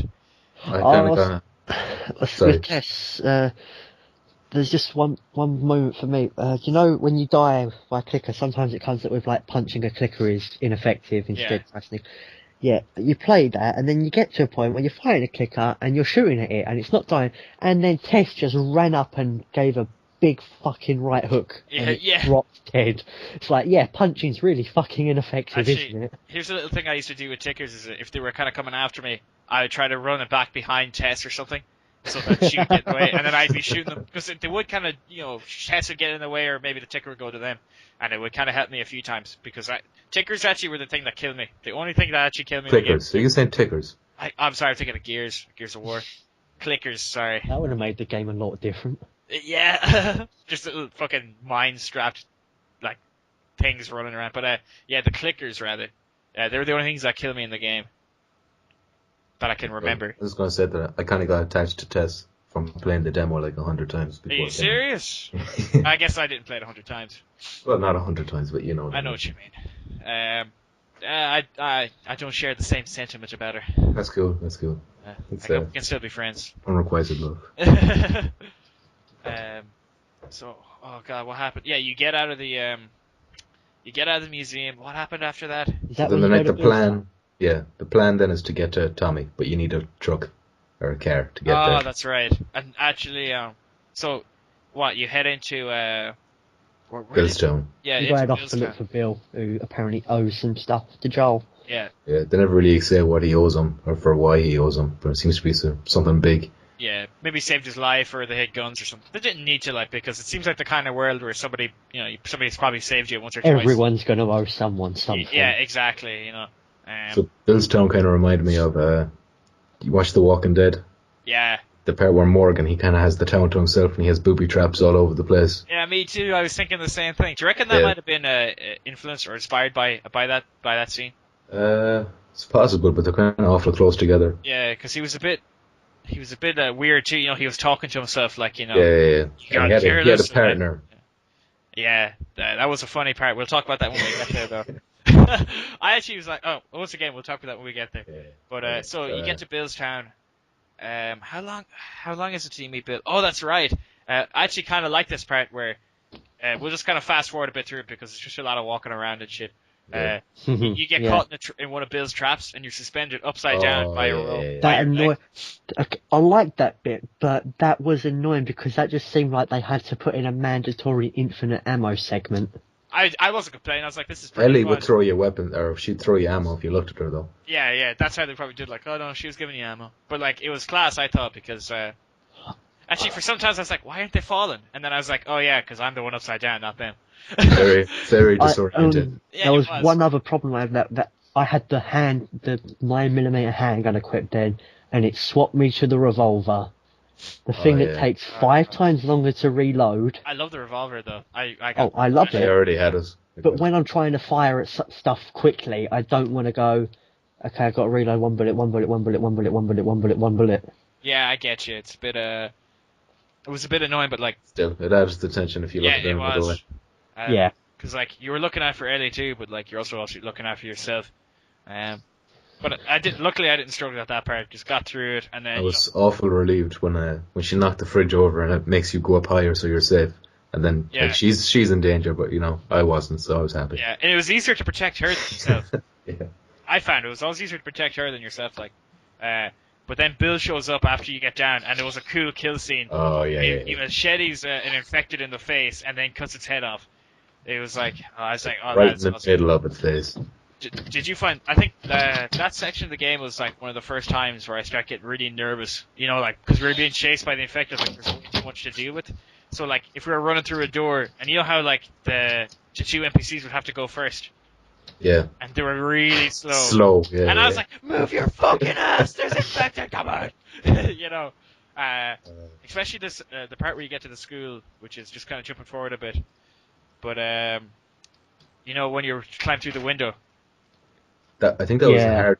That was when I struggled for the first time when I was in the school and they kind of surrounding you, and you're in this big hallway and there's maybe like 8 altogether. Yes. Like a mixture of clickers and runners, and I'd say I had to do that about 6 times before I got through it. It was really tough. I actually utilized the nail bomb a lot to get through that. I don't know when I used the nail bomb in game. Actually, just to jump back a bit from the school before we return to it, you meet up with Bill, you get to his hideout, and he said, you know, you're going to try and get a car battery from a crashed bus. Yeah, so that's in the school. Yeah, that's in the school. So that's why you're going to the school. But also, that's when you learn how to make nail bombs. But then you leave and like you're at the back of a church or something like that. Yeah. His hideout is in the cellar of a church. Here's where I realized this is a really good tactic if you're dealing with clickers or infected. You know, honestly, I don't think it is because a church is a place where people gather. No, but what I'm saying is a tactic to kill them. It's not like not about where it is. So here's what I did. This is where I learned this for myself anyway. That if you light a clicker on fire or something like that, the noise of it attracts other clickers, and they'll run on top of the fire and light on fire as well. And there was like 3 clickers nearby, and I killed all 3 of them with 1 Molotov. So I used to start picking Molotovs a lot over health kits. I'd make sure I had 1 health kit at all times, but like mostly putting all my supplies into Molotovs so I could keep them lit. That is another weapon that's very handy online. Yes. But it's so awkward sometimes where you forget that you don't keep running when you press R1 and you throw it against a wall and you burn your face off. But it's pretty insane how we're not talking about the multiplayer though. Yeah. What came after the church part? So yeah, you get through the church and... The high school. Okay, yeah. This is when the first boss fight appears. First bloater. Oh my god, the bloaters are terrifying. Just because they're so tough. In my opinion, like I bricked it. I was like, oh shit. And then you see some runners coming at you, and you're like, I've got to deal with these motherfuckers too. Yeah, it was pretty overwhelming. Yeah, it was. I think that's why it was so like my heart was racing. You know, I was like my breathing was picking up and everything, you know. But what I did was I used a nail bomb on the bloater, and then lit it on fire, and then just hosed him with rounds, you know. I tried to pick off the, like, you know how they had these little chunks of whatever the fuck he was throwing at you. Yeah. I tried my best to shoot them. It took me. I should have used a bomb, but I never did. Yeah, well, you just have to learn how to deal with it, you know. I was desperate because I was like, I need to throw the heavy guns at it because I want to get this thing away from me now, you know. But I think they were really class because they weren't overused in the game, but they were used just enough. I only fought 2 of them throughout the whole game. The rest I snuck past. Really? I never sneak past anything. I killed them all. Play it on hard. You'd be sneaking them. Yeah. I wanted to kind of try sneak, but I'd be like, I just never like to know that those infected behind me. You know, I was really nervous. Yeah, I get what you mean. The sense of relief, though, when you hop out of that area and it's like, phew, there's no way they can follow me now, like, you know. Yeah, even when you kill them all, you're like, I don't care, they could come, you know, in that game, like, because, you know, they just send them in. And you'd be like, or you knew you were in a safe spot, you're like, oh my god, I feel good. Or, you know, when you're walking in houses, later on in the game, you can explore some houses. Yeah. You're like, please don't be upstairs. And there's a part where you send Ellie into an attic to get a collectible, like, and I thought those would just appear, and I was like, ready to shit my pants. Anyway, where were we? The school, you killed the bloater, kill the bloater, and the engine's missing. Yeah, the engine's missing. After all that, you start running away again. That was pretty tense too. Then you get to this house, and it's a random house. Yeah, I kind of thought that was a bit silly, but I mean, I didn't care enough, you know, because it served the story.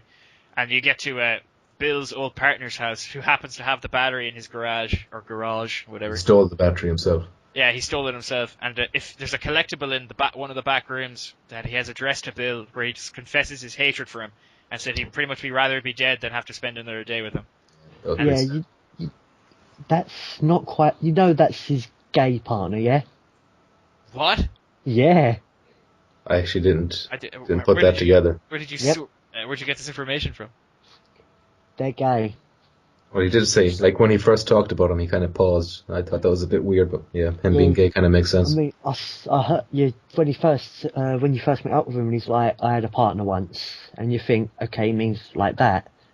It means like with Joel Nilly, and then the way he reacts with Frank, I think his name was. He cried like. And it was clearly one of those holding back tears because blah blah blah thing. Yeah, I don't know. That's pretty cool. It's actually. I think it's a good thing though that games are maybe starting to do that more, and they're not. I think it's a good thing they didn't make a big deal of it. Yeah, that's what I was going to say. It was good that they didn't make them really flamboyant and like, you know, hey sweetie, you got some infected behind you. You know, I like that because he was still a tough guy. You know what I mean? It was just he just happened to like men. Yeah. Well, that's pretty cool. Okay. So yeah. Oh, also Frank is hanging in the sitting room. Oh yeah. Yeah, that was pretty heavy too. You know, he had a really gay shirt on. Oh my god, a woman.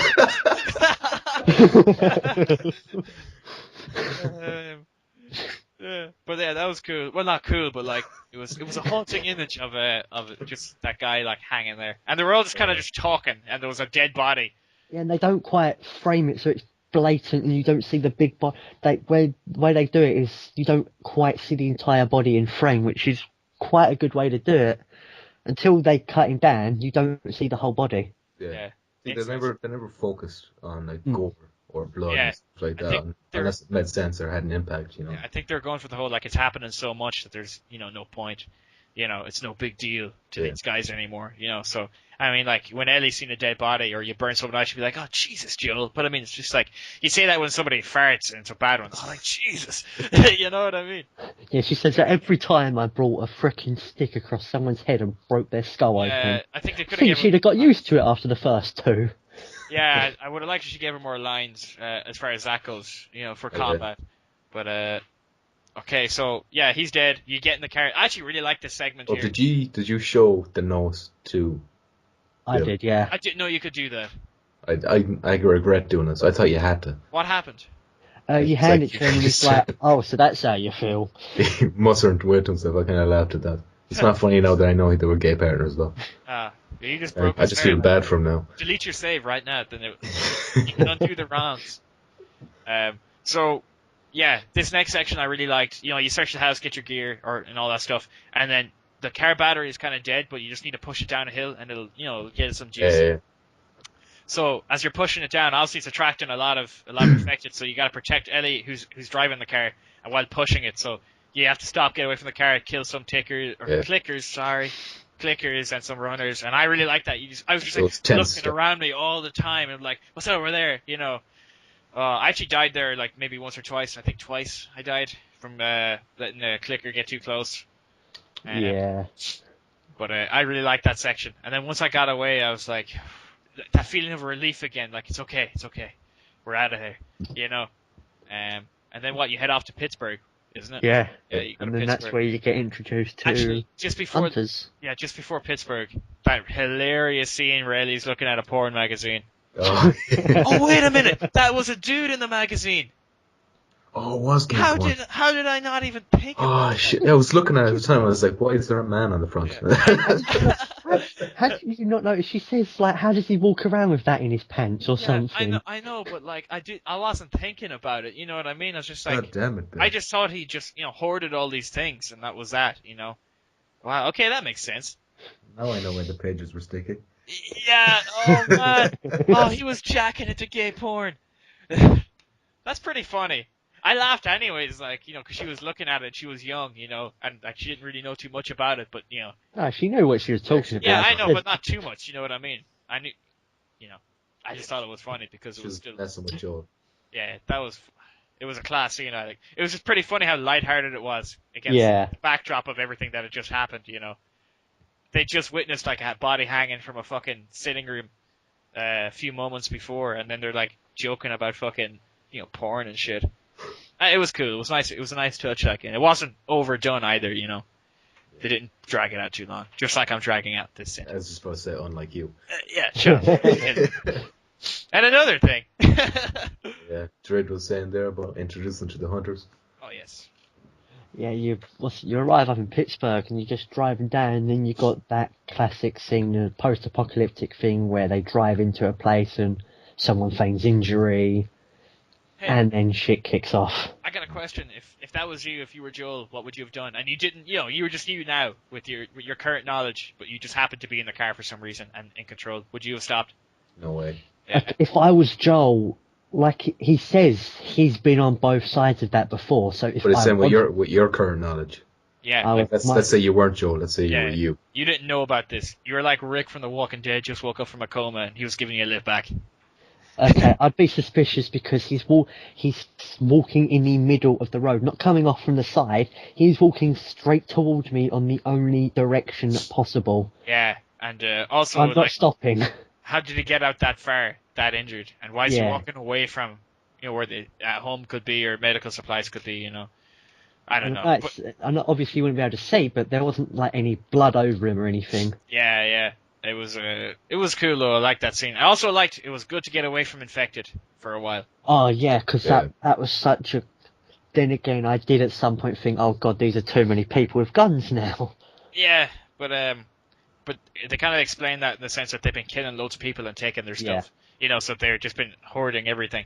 And I doubt they needed to use too much rounds because like they might just get 2 or 3 innocent people like who mightn't be packing heat at all. And, shoot them once, take all their food and stuff. They wouldn't have to use too much of their rounds.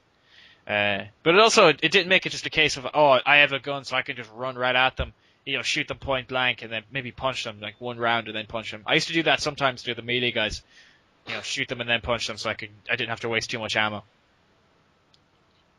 But it was cool. Yeah.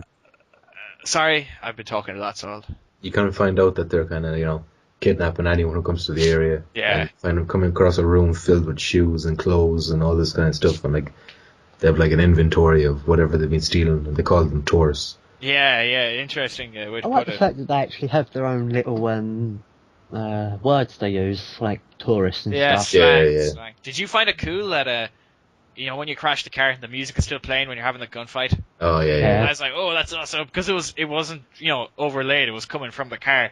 It was haunting. Oh, that's quite cool. Okay, what else did we get? Okay, so you start to progress through the area. And then you come across the big frickin' armoured car. That Oh, was a yeah. bastard. Oh The my bitch. god. Wait, now that's a bit further on. You get to the hotel first, don't you? Oh, yeah. That was the very first thing they showed off?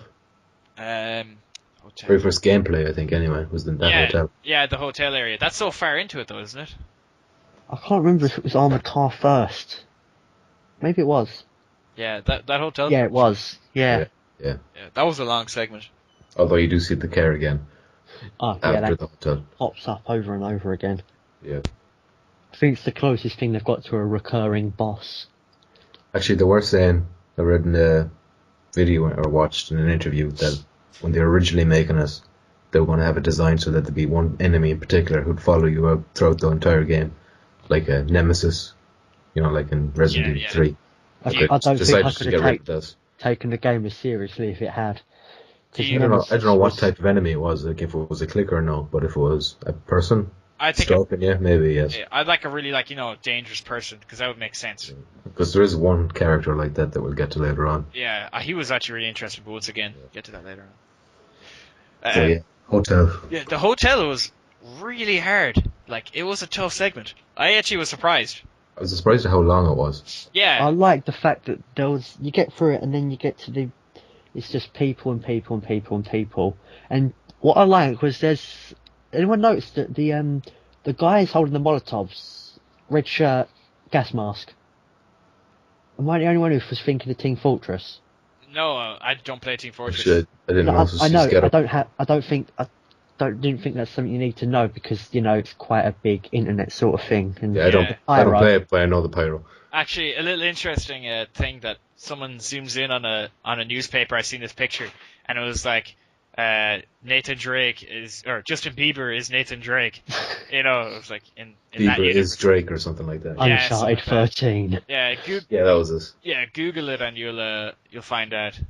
But it was really cool. I thought I laughed, but that's just besides the point. But speaking of the Easter eggs, I suppose. So yeah, after the hotel, they're heading for the bridge, and that's when the truck comes back again, isn't it? Yes, that truck was a bastard. And you just run through a few more buildings, get through 3 more. Wait, no, in the hotel there's that bit where you drop down and there's the infected again. I really wanted to talk about that because that's probably the most scared I was in the whole game. That is the scariest point in the game. Man, it's so claustrophobic so down there. freaking dark and so cramped. Do you know when you go up to the generator and you start pulling the cord? That's bad. I was like, I've searched the area. There's no infected here. It's okay.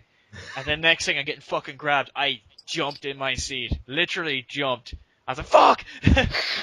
Oh man, that was scary. And then after that, I didn't want to touch the generator. Because you could just hear... Oh, did anyone else think their audio was really, also really good, really scary? Like clicking. You could hear it from a mile away. I had my headset on and that's got decent surround sound sort of thing and that just made everything so freaking intense. Someone's going to click, just casually, and you're like, get down, or something like that. You're like, oh, you played it too, What's it with that bit? Ain't that place covered in spores? So Joel's got his gas mask. But there's a question I wanted, because when you pull the generator and then everything comes in and then there's a bloater. Yeah. And then the bloater starts throwing its gas grenade things at you and they still do damage. Yeah. I think that's just from the explosion of them. Maybe it's like but that's a good point, That's actually a really good point. I've seen someone say that maybe, because later on, at some other point, because Ellie gets hurt by him as well, and there was some thing I read, maybe it's a different kind of spore, maybe it gets in the lungs, but it can't because Joel's wearing his gas mask. Yeah. But have you ever actually looked at the things he's thrown? It looks like it has jagged edges, so when it explodes, maybe those kind of fly out like a frag grenade or something. Perhaps. I could accept that, Flint, but there's still the spore cloud there that you can walk into and get hurt by, and that's just... that makes no sense. Yeah. I think they might have... Well, as long as he's wearing the gas mask, it makes no sense. Yeah. And if he's seen a bloater, why didn't he just... Yeah. I don't know. I didn't think about that until now, but that's a really good thing to point out. Just a small thing. Leave in the comments what you think it is if you've got a theory on it. Because I would like to comment about everything we've been talking about. Yeah, well, if you want to, if you have anything that you want to chime in. Okay, but yeah, that bloater. When I climbed up, I was like, okay, generator's on. I should be in the clear. I start running. I see the bloater, and I like turned around and I ran back down and I like hid, try to ditch the infected. And I was like, okay, what the fuck do I do? Come back up and I sprint for that door, and then I was like, home free, home fucking free, and then you need a key card. I'm like, no, and then I had to hide again. So I was like, how am I gonna do this? I found the door first rather than generator, and I thought, oh, key card, okay, where is that? I thought I checked everywhere, and I found the generator. I thought maybe this will bring the lights on. It doesn't. Oh. And so rather than going to hide, I decided, oh god, I'm gonna run. And I found the key card and I never fucking stopped. Yeah, oh no, definitely not. I wish I just found it, because that was the only time I was willing to not engage them. You know what I mean? I was like, I want to sneak past. Yeah. Like, you guys are fucking scary. But that was a class section, because sections were so claustrophobic. But yeah. So then you get out of that area.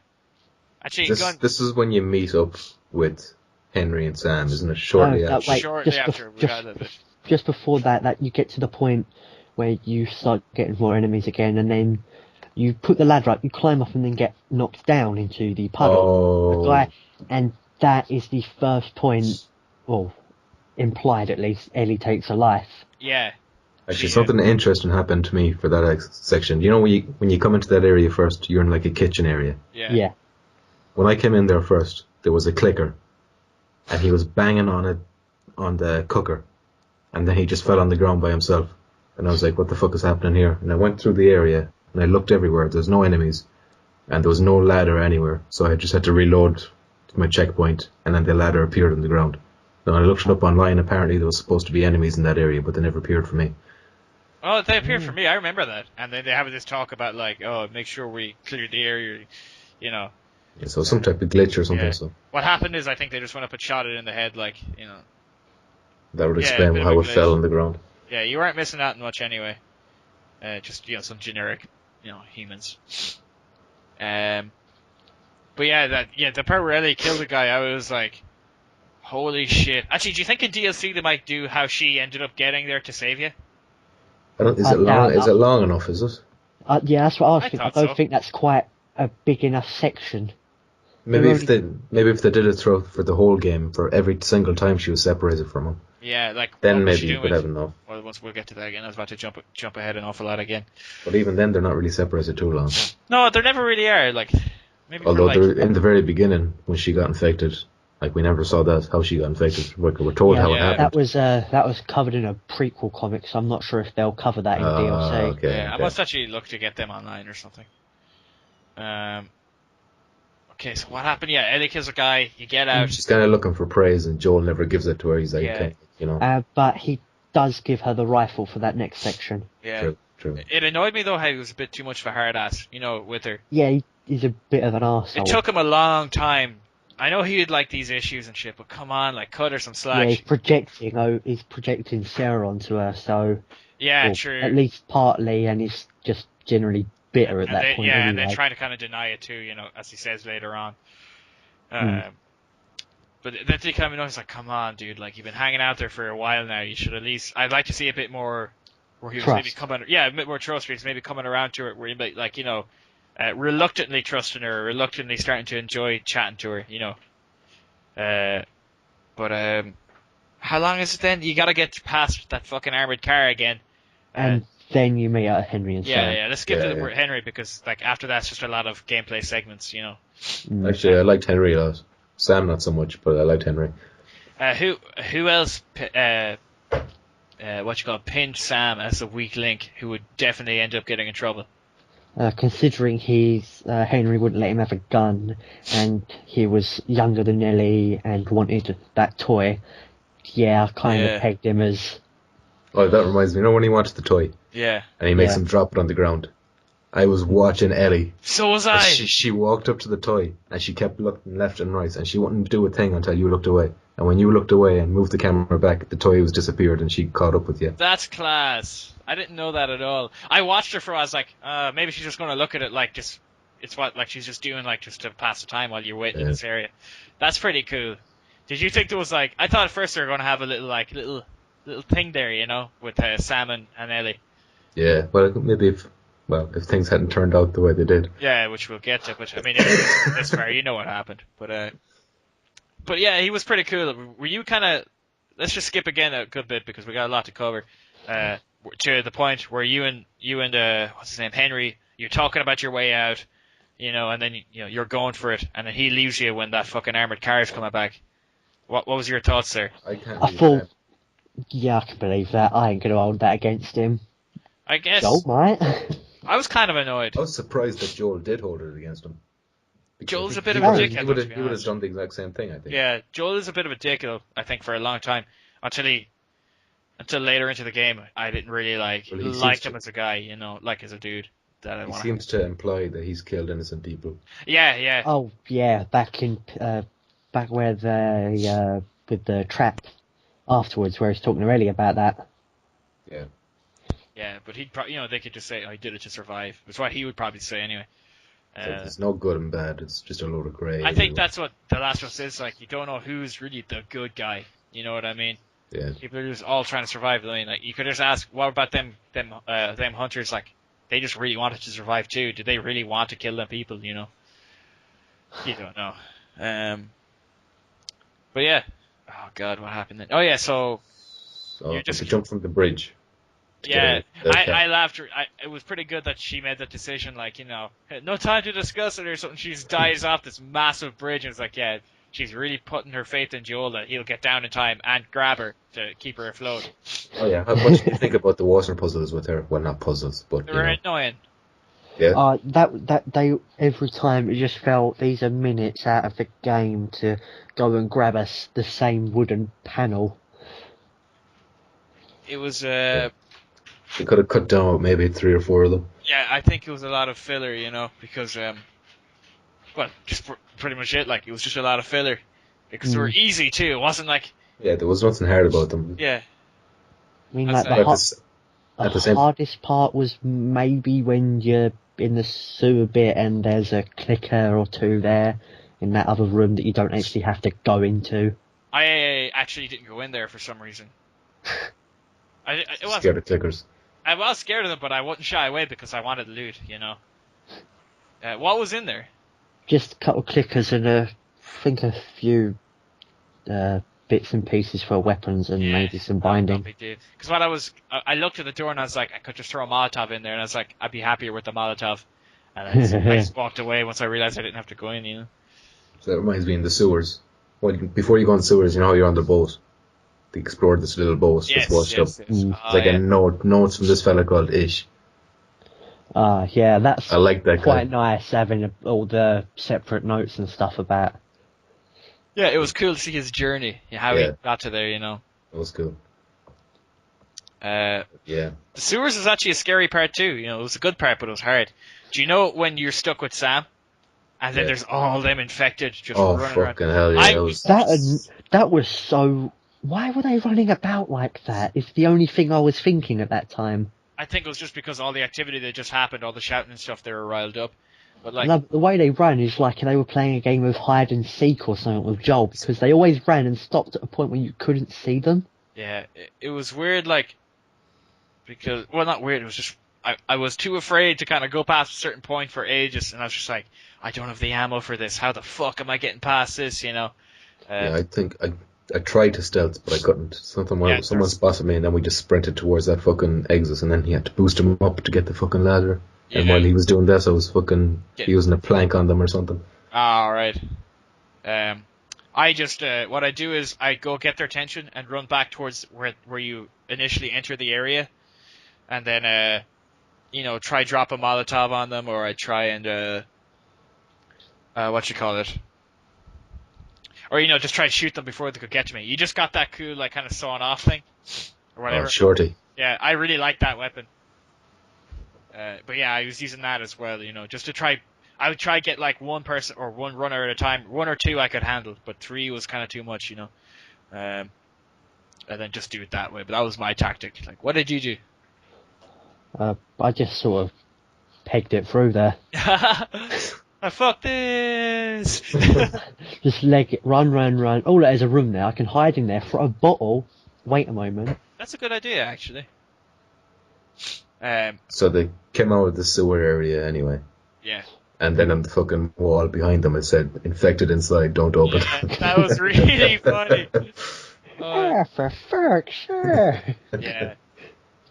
It was cool too, just getting to take that little break to explore the houses and Yeah, I like that a lot. and hear them talk about things. It was just And a nice dogs kind of fighting down the streets or whatever they're doing, playing. Yeah, playing or whatever. It was just very Wild much dogs. like a little like ideal neighborhood, you know. But obviously it was destroyed. But it was just nice, as I said. You had that breather because that was one of the portions of the game where you had to take a break. Yeah, but at the same time, there was kind of like these ominous warnings left on the buildings, and I was kind of paranoid Yeah. if there's some fucking sniper in one of these houses. Funny you should say that. But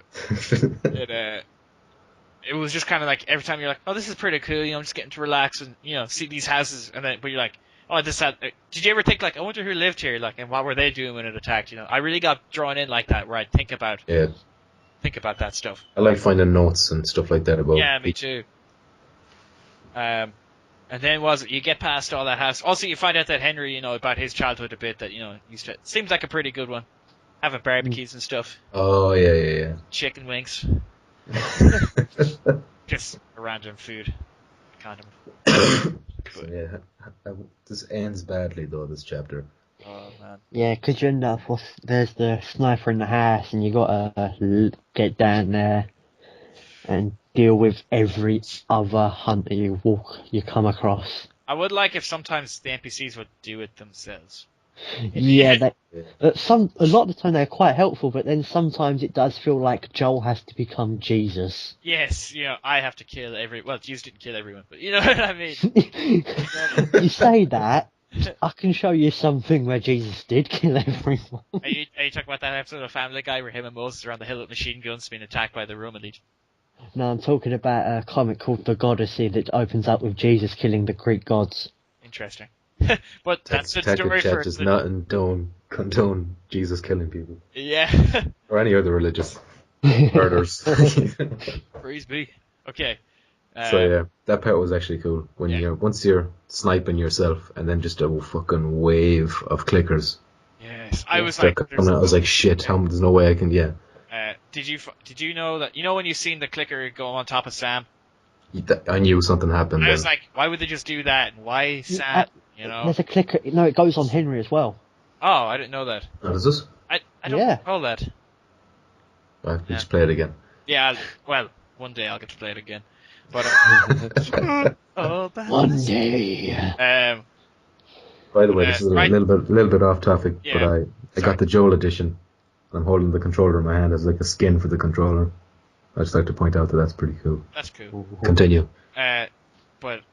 But this is a section where the acting was so good in the game that you knew something was up, Yeah.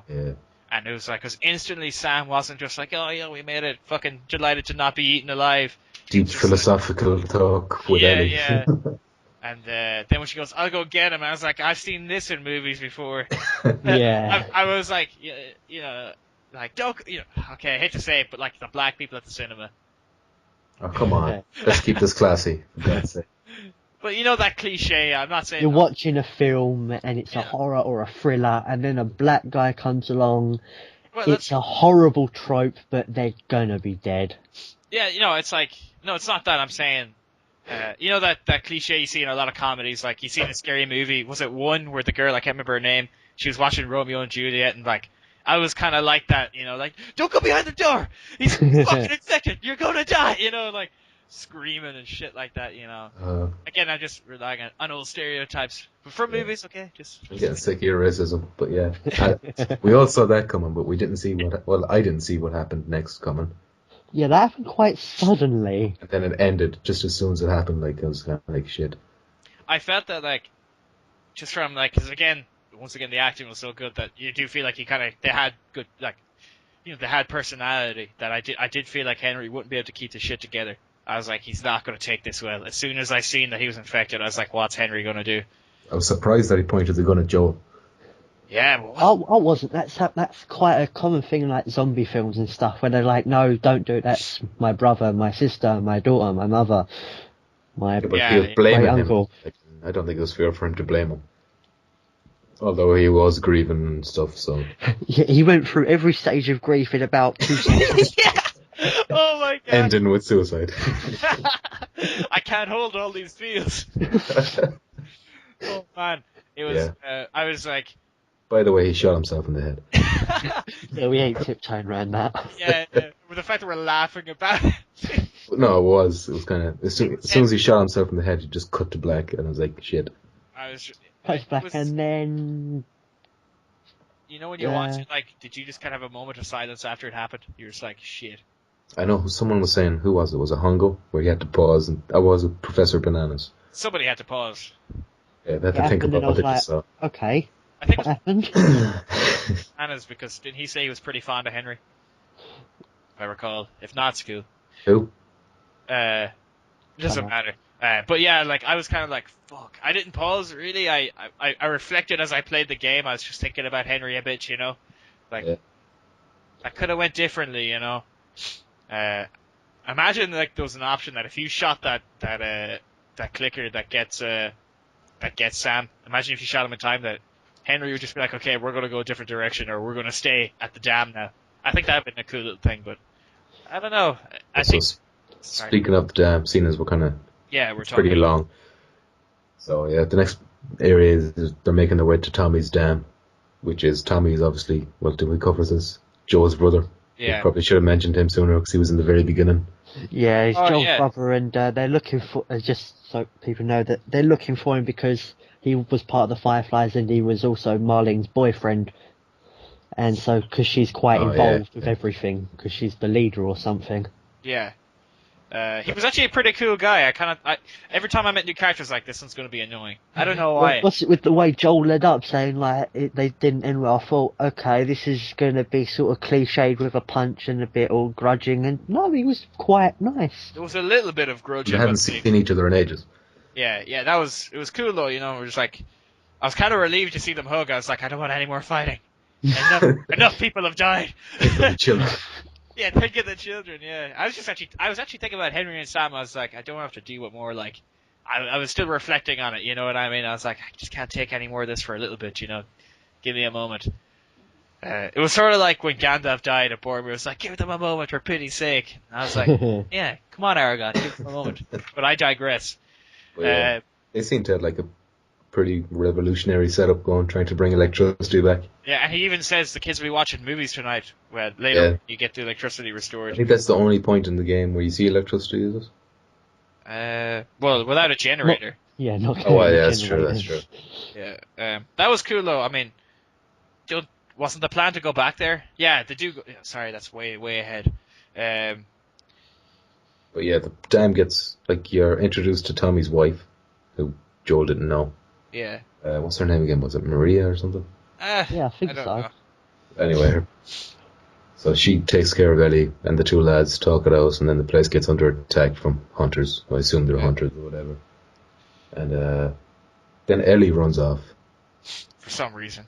What was the reason for that? Oh, because she didn't want to get, like, Tommy wanted to give Ellie, Joel wanted to give Ellie to Tommy so that he could bring Ellie to the Fireflies, but Ellie kind of got attached to Joel, I think.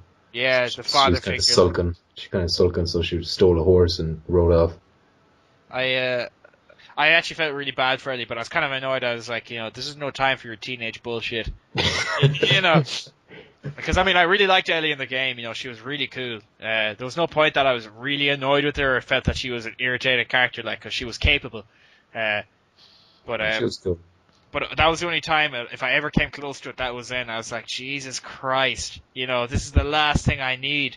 And I knew it wouldn't be so clear cut as just go out and get her. It was going to be, we're going to get attacked. As soon as you come across the ranch and it's a big building, you think, also, ain't going to be that simple. Do you think there's a lot of chest-high walls around here? I always think that when I'm in third-person games, like these days, you know, a lot of them have that cover system. Yeah. I'm just like, I'm going to be shooting my way out of here sooner or later. Yeah, you walk across the dam with Tommy and you think, these boxes are placed very, very conveniently. Yeah, it's like, wow, it's like I could avoid a few bullets here. But I actually like that shootout at the dam, and I felt like I was saving people. Did you get that? You're like, I'm helping out by killing these fuckers. Yeah, I liked how the lads in the hard hats were joining in as well. Like, Yeah. I don't know why I found it funny. I just did. You can't not laugh at a guy in a hat. Huh? Having a shootout. Yeah, having a shootout. What Yeah. happened? Oh, so you get Ellie and her and Joel. Yeah, that's where I think it's the first time where Ellie talks about Sarah in front of Joel. Like, it seems like Maria has filled her in about it. Yeah, that gossiping bitch Maria. I was like, you don't have that right, Maria. You weren't there. I was. Joel doesn't take it kindly anyway. Yeah. Oh, but also at the dam, Tommy tried to give Joel a picture of himself and Sarah back in the good old days, and he wouldn't take it. Yeah, I was like, did you go back to the bag to try to take it? No. I looked at that bit and I thought, okay, nothing's happening. And I pressed the triangle, whatever, and he hands it back. I was like, no, I want to actually keep this picture. So I loaded up the last save. Yeah. I thought, I want to take that. I want this. And no, he always hands it, and it's just, why? Well, It's been 20 years, Joel. Move on. Yeah. Well, you're asking a lot. Like, you get killed in his arms, like bled out in his arms. I meant this. I know, but it's some of the still. most haunting sounds in video games ever. Yeah. And he's become quite a monster since then as well. Yeah, it changed him. You know what I mean? I guess that's what probably made him able to do the things he probably ended up doing, to like killing people and shit. Okay, we digress once again. So you find out at the ranch, and he says, he pretty much comes out and says, "I'm not your dad, and you're not my daughter." Yeah. I was like, come on. I don't know. I felt bad for Ellie then. It was sort of like a soap opera. I was getting way too involved with the emotional side of things. I was like, you can't just say that to her, Jewel. Monster. She's a 14-year-old girl. She needs you. She's a blossoming flower, and you're just going to trample all over her. Like, yeah. Nobody puts baby in the corner. But like, and he does for some, I can't remember why, but he thinks about us on the ride back, and he decides that he'll actually take her himself instead of Tommy. Do you know why? Anyone? I can't. There probably was something that happened that made him realize. I would actually love if somebody would tell me in the comments, like, I need this answer. Why did you go here? Because I was glad, like, I was like, yes, sweet Jesus. I think he might have just had to. I don't think I should be that much of a prick. Yeah. Yeah, I think he just had time to think about it, and he was kind of looking at her, being all sad and stuff. Yeah, I felt, I don't know. It was just, I think that if that game was like even 2-3 years ago, well, maybe not 2-3, maybe the early into the PS3's life cycle, and they weren't as good with facial expressions and stuff, I don't think it would have been nearly as engrossing as it was, because like you could see like the pain in her face, if you know what I mean. Yeah. It was believable, Remember, it was what Henry did some kind of facial expression, and I was like, wow. Yeah, there was. Yeah, Henry actually was a very. His eyes too looked really good. Did you notice? I think it was he did something with his mouth. He kind of looked like he was biting his bottom lip. Yeah, it looked really good though. It was really hard to do, like, with computers and shit, That's a lot of processing power. I don't know about that, but yeah, I was just impressed. Yeah, it was really impressive. So yeah, the next place they have to head off to the university. There's some kind of lab set up there, where the fireflies are at. Yeah, of course. Because them fireflies are just, like, they're just not, they're never where they say they're going to be in this game. They're dropping like... Oh! Come on!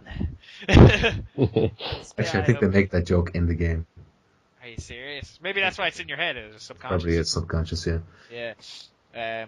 But yeah, you go to the University of Colorado, is that it? Where was it? Yeah, Colorado. Yeah, that's it, Colorado, for sure. Bighorns, go Bighorns. Yeah, go Bighorns, yeah. Let me show you my bighorn, Ellie. Oh, dude. In the University of Colorado, no one can hear you scream. Man. Colorado, that university part was cool. You're riding around, like slowly walking on your horse, and it's like completely empty. Were you like really nervous for the horse's safety as well? Yes, well, Callus, the horse. Callus, yeah. I was just like, I hate that I'm like that in things. Like, I was like, I hope this animal's going to be okay. And you see these people getting mutilated, like, oh, that's pretty cool.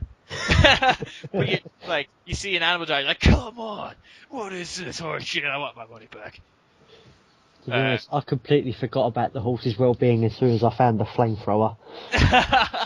Do you know what was actually... That is one weapon I didn't use at all, and I completely forgot I had. It's so freaking helpful with bloaters.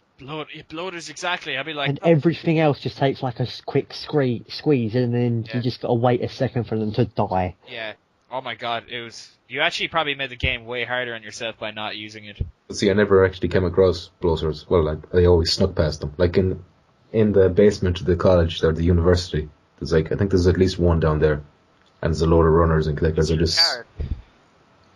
I didn't hear what that was. I said, I guess you're a coward then. Oh. I don't know. Because you stuck that. I don't know. Get off my balls. But did you like I personally liked it, the touch of, the little letters that people have been writing, the students have been writing. Oh, yes. That was really cool, because then, you see the rooms all fucked up and shit, you're like, they were probably in here a long time. And I love that Joel would always comment on what he just read. Well, he wouldn't always, but when he did, it was good. Yeah, it's like, whatever, long day. Remember what you call, he's in one of the houses after they come out of the, the sewers. Yeah. And he finds a note, and in the note is like, oh, I'm going to join up with this ish fella. And then when he puts the note away, he's like, well, that didn't turn out too well, did it? I remember that. That wasn't such a good idea, was it? Yeah, something like that. That was really funny. Okay, what came after this? University, they found the tapes. You get through the doors and stuff, and you get into the lab area. Yeah, that was a really tough segment.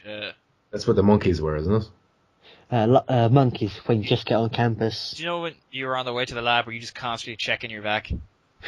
I was looking everywhere. Yeah, so I was just like really nervous. I was like, there's got to be something here. This is going too well. I'm getting through it, no problems. The fact that it was so empty sort of did scream, the fireflies are gone. Imagine. Yeah, that was pretty sickening. Yeah.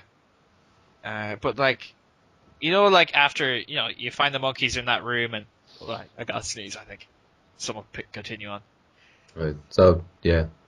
Do you know how there's kind of like video or voice recorders dotted all over the place? Sorry about that, guys. The very last video. Bless you as well. The very last voice recorder he picks up, the one that tells them where the fireflies have moved to. He kind of fast forwards through that. Yeah. You can actually listen to that again without fast forwarding because he skips over some huge details. Like the kind of details I think I should save to the end. Oh, okay. The kind of details that you don't quite have. Oh no, I know them. Oh. Okay, well I'm looking forward to hear that. So yeah, you find out that they've went to a hospital in somewhere, and yeah, so then like you see then that there's some they're military guys. Oh yeah, sorry, go ahead. There's some dudes from the military that show up. Then you look out the window and you see a light downstairs. Or no, they're hunters. Yeah, the hunters. Yeah, hunters. I just remember they're hunters. Yeah, I thought they were military at first as well because of the flashlight. They had Kevlar, I think, at times too. But it's not. Unlikely that they killed a military guy and took his Kevlar. Yeah. But anyway, he gets into a struggle with one of them. Yes. Oh, I was actually. You get punched off a balcony and happen to land on that one bit of metal. Yeah. I was like shit, and It was kind of good though, and this serves a purpose later on to give you a chance to play as Ellie, but that's coming later on. Which is actually one of my favorite parts of the game. I think so as well. I wasn't expecting it to be so good. No, I loved it. I was like, I'll tolerate this when I found out, but then I was like, it feels quite different when you get to that point. Yeah, because you don't have the strength of Joel, so you're like, I'm gonna have to play a little bit differently now, You don't have all your fucking crafted stuff. You don't have your weapons and all this kind of stuff. Yeah, but you have a badass knife that doesn't break, so clickers are like your bitch. Why didn't Joel invest in a knife like that? Yeah, I was like, fucking hell, Joel. Just look in a fucking press or something, you might get a good one. It was crazy. And Ellie was there flicking it around and shit, and he didn't want to say, hey, can I borrow that, or where did you get it? So, yeah, you fall on this metal thing and it goes through you. Ellie has to pull you out of it. So you're pretty much impaled on it, but, you're still alive. And, you're shooting your way through, but you're really beat up. You're struggling. Start losing vision and stuff like that. Yeah. And then eventually you escape, and then it fast forwards to Ellie it's winter time. Yeah, winter time. And Lakeside Resort is the name of that chapter. Yeah. It opens up with a bunny getting shot in the head. Yeah. Oh yeah. By a bow and arrow. Yeah, it was pretty cool. Because it's that kind of game. It is. Oh yeah. She spots the deer, then goes off on a big long hunt for that bastard. I sucked at hunting that thing. I got him 3 times and he's still fucking going around the place. Yeah, I don't think that would happen IRL. Fight me IRL, dear. Fight me Although, IRL. by the time we did find him, he had lost blood. Like he was dead from blood loss, I think. Yeah. And that's when you bump into one of the most interesting characters in the game, in my opinion. Yeah, David. David. And what was his? He had another friend with him. What was he called? I don't remember. I don't know. I only just. He wasn't as significant anyway. But there was something not about David even, but about his friend that David was saying he was friendly, but the other guy never said like, yeah, relax, we're cool. He was just He was kind of more on edge. Yeah, staring at her. Tips you off that something's not quiet. Yeah, also just the way he talked, there was something so strange. Yeah, kind of like again, the acting coming into play. Yeah. His voice actor was actually Nolan North. Of course it was. Which was pretty surprising. Yeah, I didn't realize it at all until the credits. Oh, but it was good to see him use a different voice other than his, Nathan Drake and Desmond Miles voice. Yeah. Goes to show it goes to show his acting chops. I suppose he can do more than. I thought he was good in Batman. I don't remember that. He was Penguin. He was Penguin. Was he? With his Scouser British accent. I've got to listen to that. I'm going to listen to that later. Okay, so you meet this guy called David, and you kind of have he wants the deer. Yeah, he wants the deer because they've got a group who's hungry as well. So, and then Ellie says she will trade the deer for medicine. So that also alludes that Joel is still alive. Yeah, so that kind of... Actually, pretty much confirms it. Yeah, I thought, he's dead then.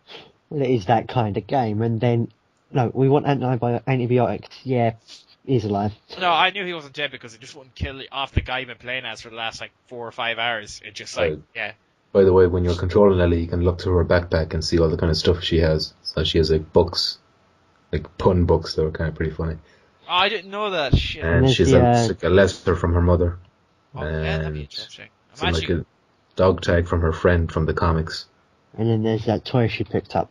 Oh yeah, the toy, Sam's robot. Interesting that she took that with her. Maybe Sam had a bit of an effect on her. Because she wanted to talk about it, actually, yeah. No, she forgot to put it on his grave.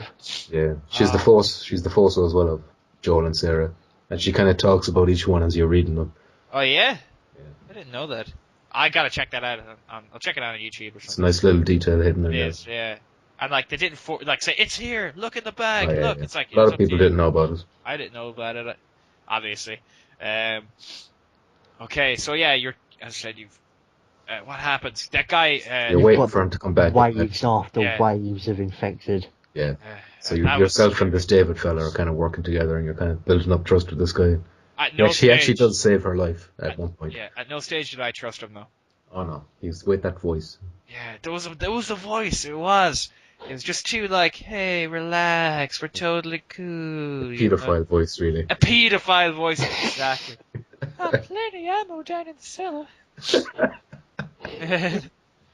Yeah. Such a muscly reload now. But anyway, eventually, you even come across with Bloater. This is the second Bloater I fought in the game. It's the last one I fought as well. Eventually, he killed him anyway, and then what happens? This bloater actually went way better for me. I think I had a Molotov. I think you could start crafting then, couldn't you? Oh yeah. And so a lot of gear in that room and stuff. Yeah. So what I did was I threw that. I just Molotoved it and shot it with that hunting rifle. And I realized, I was like, the hunting rifle is beast. I'm going to use this, and I just kept using it. Yeah, Ellie's hunting rifle sort of was ridiculously powerful compared to when I played as Joel. It was, wasn't it? And then it got estate fully upgraded or something, was it? It was one-shotting everything. Yeah, it also had more capacity, but it wasn't Joel's hunting rifle. It was David's. Ellie took from him. All right. It was cool too how she handled it pretty well, that whole standoff. Didn't really give him much of a chance to get the drop on her. She took the weapon from him, had it pointed or whatever. But anyways, you fight off all these waves when infected, and then you get out, and then you get back to that cabin you started in. And then you're just chilling by the fire, and David's on this big speed. You give Joel his penicillin injection. No, this is... Oh, on the cabbie you start... Yeah. Oh, sorry. You just had to remember the Jab Chronicles. That's CJ, I don't know. Okay, good. Chronological order, that was what I was looking for. Too late now, just go. Yeah, the damage is done. So and then he's talking about, he just... Eventually, the way he was talking, this monologue was I was like, yeah, he is up to something. It was just this is not what a normal person would talk about. He starts everything happens for a reason. Okay, you're evil. You see, I sent my boys off to this one place. Okay, you're really evil. They came back, said this one crazy man had killed. Okay, yeah. Imagine and this crazy man happened to be accompanied by a little girl. Yeah. I was like, And to be honest, it does actually bring up a massive point that Joel has killed a shitload of people. Yeah, and sometimes in horrifying ways. It's plain you think, this is just game stuff, and you've got Joel smashing people's heads against walls and on counters and. But if he didn't do it to them, they would have done it to him. Exactly. It wasn't like he was just like, "Hey, what's up, bro?" And they're like, "Hey, man, have sex." He's getting knifed or they were asking for it. So they let Ellie go anyway, and they gave her the medicine to the chagrin of that other dude. He wasn't happy with that at all, but they ended up following her back to where she was keeping Joel. Yeah. So he was like, he's too sick to speak. He was kind of in and out of consciousness and whacked. So she has to, when the village comes under attack the next morning, she kind of rides away on the horse, and she ends up in what is this? It's like some kind of resort area, is it, or something? Yeah, big old resort, hotel. No, hotel. Let's just say hotel. Yeah. Yeah. It was actually that was probably my least favorite part of being Ellie was that resort area. Yeah, because when you get up to it, there are the 3 guys outside, and you go up and you think, "There's no way I'm getting past this without getting shot at." Yeah. Also, did that resort? I don't know if you played Alan Wake, but that resort reminded me of Alan Wake. Like that whole section. If ever you do play the game, or if anyone who's played the game who's watching, I'm sure. I'm pretty confident you'd agree with me. It was like the resort you go to in Alan Wake, and that's all I have to say on that. I'm sure they're both based on real world resorts. Yeah, good chance, But yeah, you're quickly getting past the resort thing, and how did you get captured again? David sneaks up on you, grabs you. Oh yeah, and he chokes you out. That's one of my favourite things in games and films, where you get choked, knocked out for several hours with absolutely no brain damage. That's a good point. I know how to do that choke, and if you do fall asleep, you'll come around in a few seconds. Yeah, if any more than 5 minutes and your brain is serious. Yeah, it's dangerous, you know what I mean? Pretty much as soon as a person goes to sleep, you have to let go, because then you're cutting off their supply. And soon they'll just release everything inside them, and it's not very pretty. 30 seconds and you'll start getting brain damage. It only takes 10 seconds though. Anyway. Yeah, sorry. But she wakes up in this cage, and then it's kind of revealed that they're cannibals. He's chopping up this person's body, and it was this very detailed chunk of meat. It was very floppy, wasn't it? Yeah, it kind of looked old as well. And I got to bring it up, but his hygiene standards were terrible. We just cut the arm off and pushed it on the floor. That's dirty, yo. But then control switches back to Joel. Yeah. And that was an interesting thing, how he gets closer to Ellie, and then eventually when you're rejoined you become Joel again. I was expecting him to rescue Ellie, but then it turned out he'd just gotten there in time when she didn't actually need rescuing. Yeah, well, it was good that he still, showed up, and I liked too that he didn't spend the whole time being injured. You get you get a Joel, and then you capture the 2 guys, and then it shifts back to Ellie. Yeah. Oh yeah. When he's torturing them. Right? And you get out, and then you go back to Joel, and he's become the sort of combination of Jack Bauer and Batman. Yeah, but I like that. I think that's because he cared about Ellie. That was starting to show that he was really getting fond of her, and he was he was going to do that to save her, because the guy told him where he was, and I think maybe he might have killed him. Otherwise, killed him. Yeah, and then killed the other guy. Feels I'm not telling you shit, and he's like, that's fine, I believe him. And they fucking whacks him over the head with whatever he is. I like that, even though it was considered maybe a bad guy thing to do. I think, if he let that guy live, I could have seen that coming back to bite him in the ass. Yeah. But yeah, that was a cool part. So yeah, that whole section where he's in the town. You ever seen Taken? Pardon? Yeah. You ever seen Taken? Yes. Liam Neeson. Yes. Yeah. That would not be something out of place in that sort of film. Oh, that's true. Yeah. I suppose. Yeah. So we got what happened then? You go back to Ellie. Trip back to Ellie, and you have to because she tells David that she's infected. Oh, she's bitten him or something. Really smart. Now I was like, I don't know how she's getting out of this one. I couldn't figure it out. But he's like, he didn't want to kill her at all, it seemed. He just wanted her as part of the group. Yeah, he wanted her for something else. Yeah. Yeah, that with Let's the face it. creepy hand patting and And it was pretty cool that she like. I was like, she's gonna get the key, but like she wouldn't have been able to unlock the door in time. But it was cool that she wouldn't stop trying to escape. You know. Yeah, she had guts. Yeah, she did. I liked her moxie. And then they drop her on the table, and she tells him, and then grabs the machete and just hacks that other guy's face. Yeah, that was. I like that part, like the what you call it. I like the whole kind of what you call us a boss fight. Yeah, it was. I don't know what it was, but I you liked run it. through, and you get to that point, and then shift back. And the fact that there's broken plates around, you know, so it's like the broken Yeah. plates.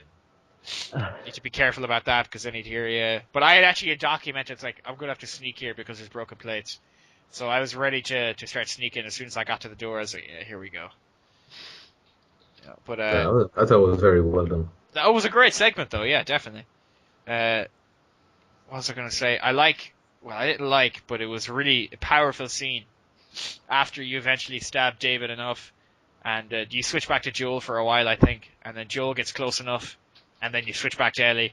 I think Joel's part wasn't as interesting in this section of the game. Yeah, it was all about Ellie, really. Yeah, I like that too. You know, it was not a bad thing. It was cool to see that, she could actually look after herself. I mean, and you controlled it when it was happening. And it was good that they didn't make it ridiculously hard. Okay, so now this scene here, who wants to take the lead on it and their thoughts? Because it's a big one. What scene is this we're talking about? After you defeat David and then she's crawling for the machete and... Ah, yes. She's crawling for the machete and David isn't quite dead yet. No, oddly enough. Yeah. In the great grand tradition of end the game big fights, of course he's not dead. If ever I was in a video game, I hope to God I'm a main character so I could take all this kind of damage, you know. But he comes by and gives her a good kick in and lets her carry on a bit more and then does a bit further with it. Yeah, he says you don't know what I'm capable of, and I was like, and then he pins her down and it's all a bit uncomfortable. Yeah, he pretty much mounts her and it's more than alluded to that he was about to rape her. But the fact is the building was on fire.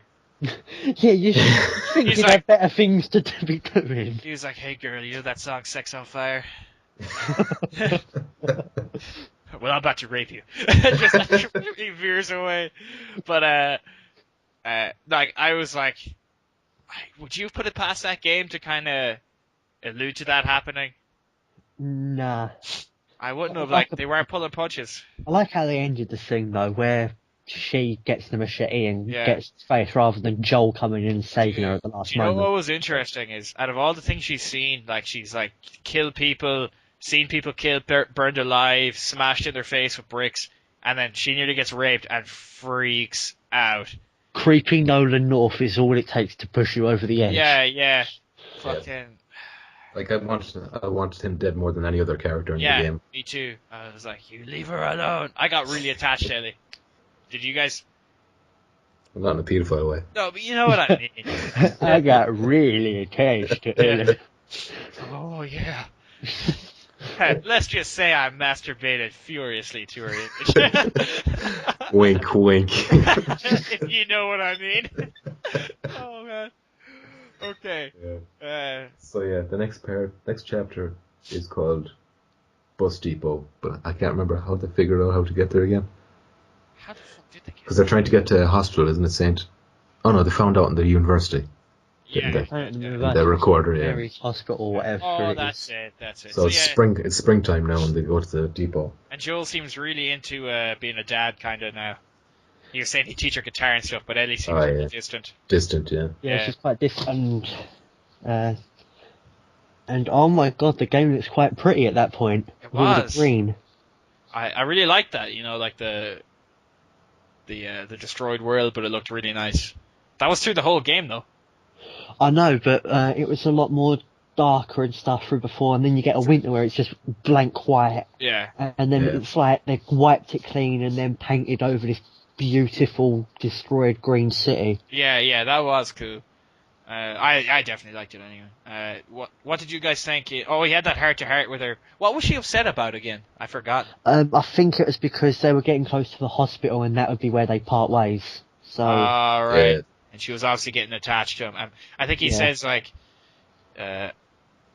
later on. Oh, he actually called her. Was it here? But I noticed. Wasn't it? She actually called her like baby girl. It was what he called Sarah.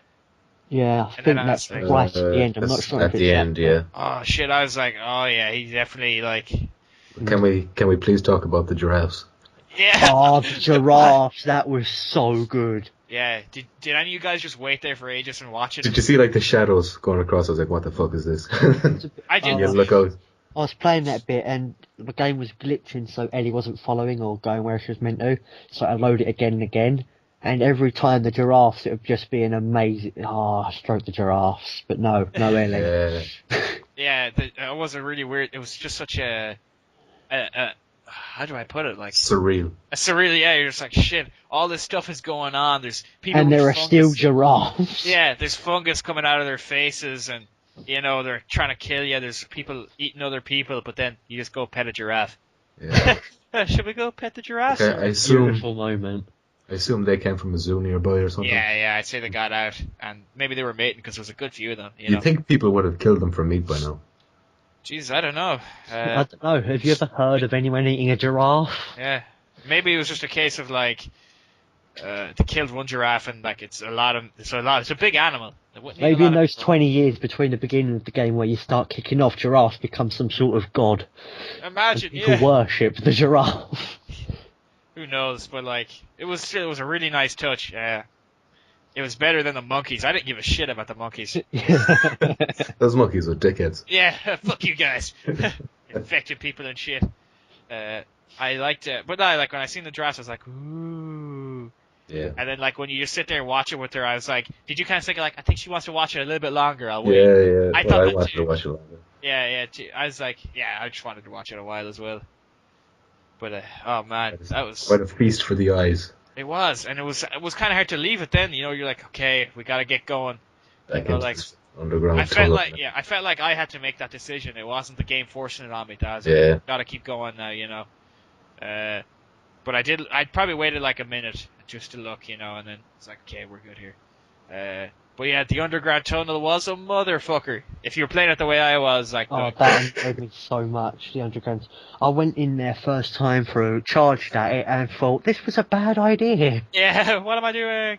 If you stealth with it like me, you wouldn't have any trouble at all. Yeah, if you stealth it, you just get through in less than a minute, and it is so much better. Yeah. I don't know. I was too nervous to leave any infected behind me to do that. I don't know. It's just that game makes you think weirdly. You know, if that was any other, I'd be like, fuck it. If they chase me, I'll kill them. But if not, I'll try to get past. But I was like, I'm not taking the risk. We're getting out of here alive. Damn it. That's when you come to the part where it's like a lot of water in the area, and then you nearly drown, both of you. Yeah, that was Joel and Eddie. That was a tense scene as well, and that was the most Uncharted-like scene in the game, I think, where you're kind of struggling to fucking get the door open of the bus. And I thought that too. I was like, whoa, this is like it reminded me of the train on Uncharted 2, in a way.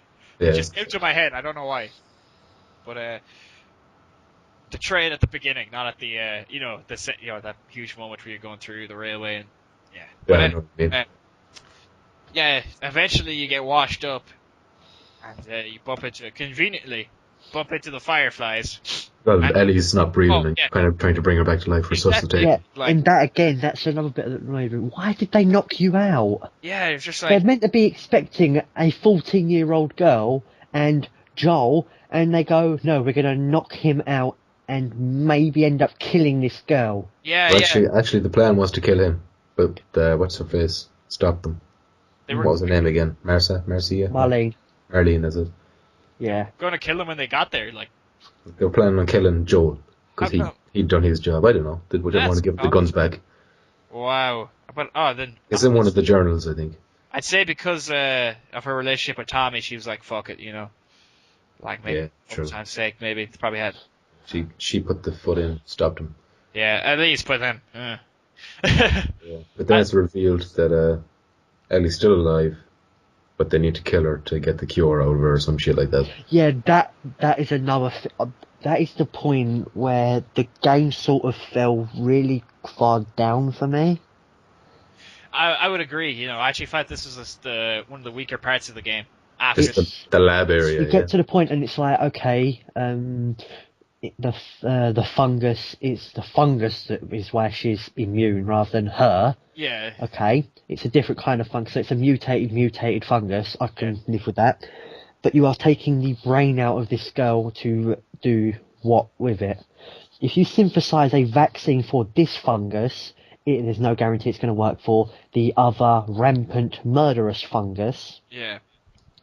If you take the brain out of her, she's going to die, and then you've got dead fungus. Yeah, exactly. It needs a host, like.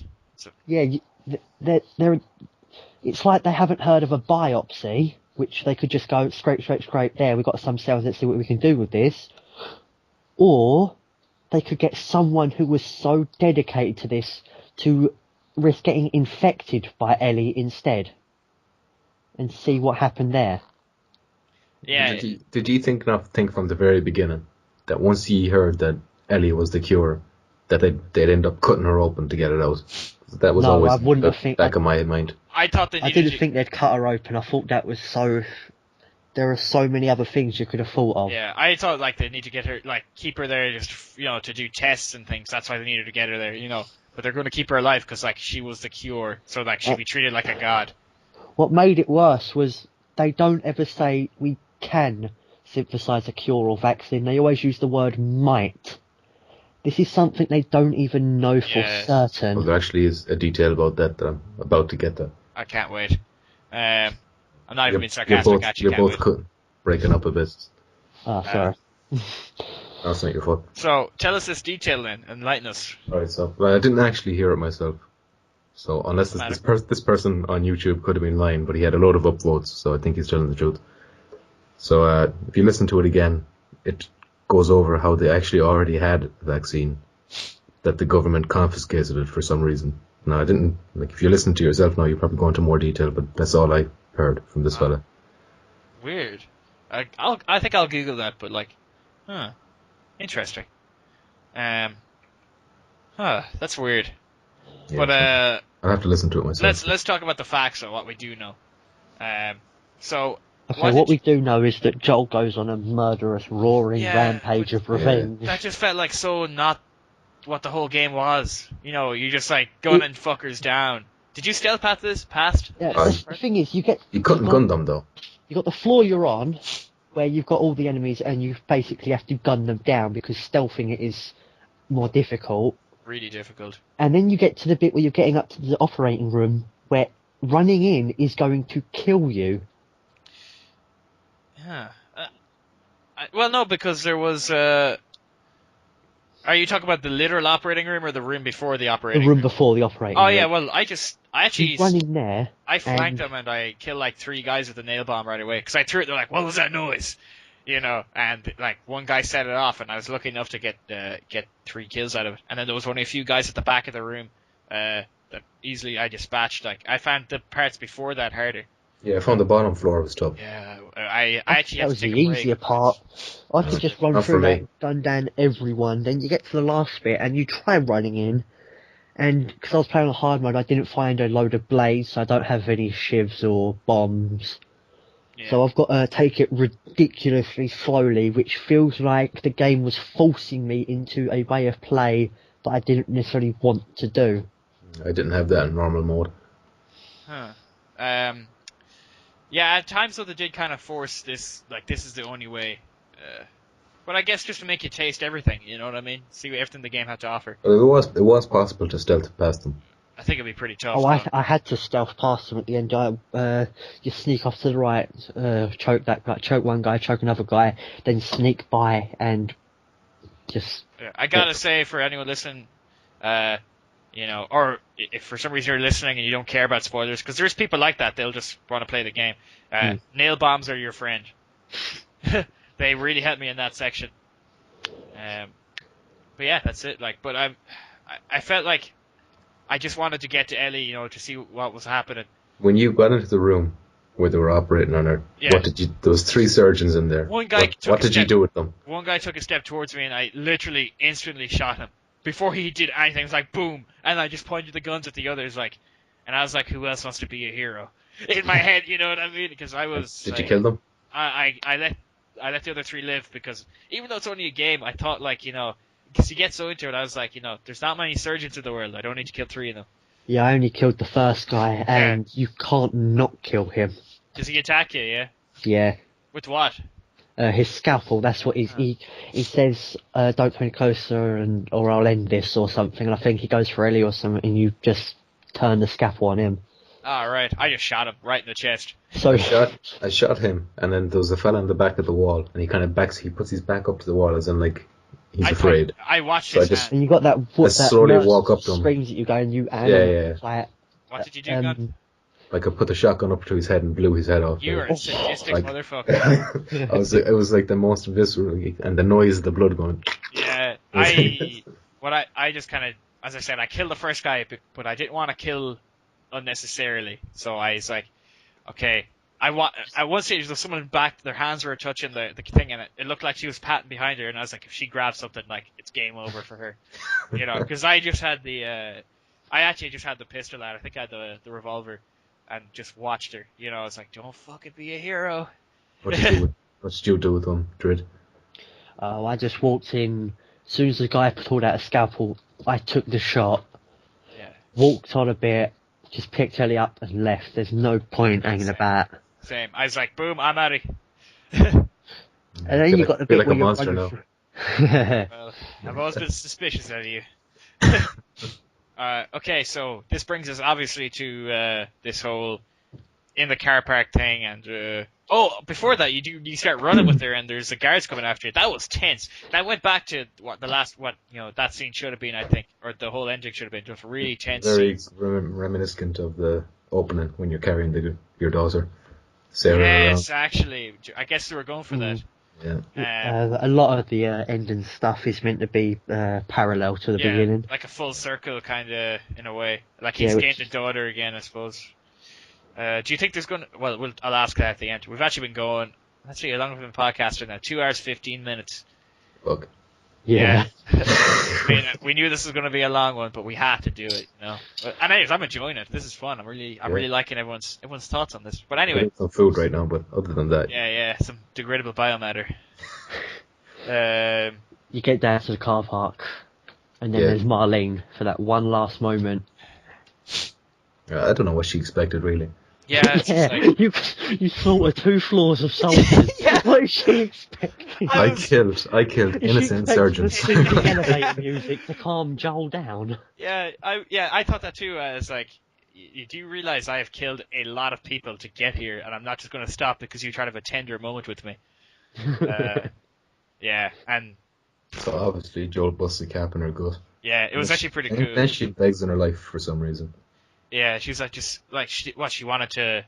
I think she knew she could have survived the shot maybe because it was in the stomach, and she probably because there was still in my game there was surgeons alive. But, breaking up a bit, I can't hear.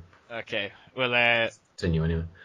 And then it's cutting between that and Joel driving away, and he looks troubled, like he's also thinking about what he did. And this is what I want to ask: do you think what he did was right? Yeah.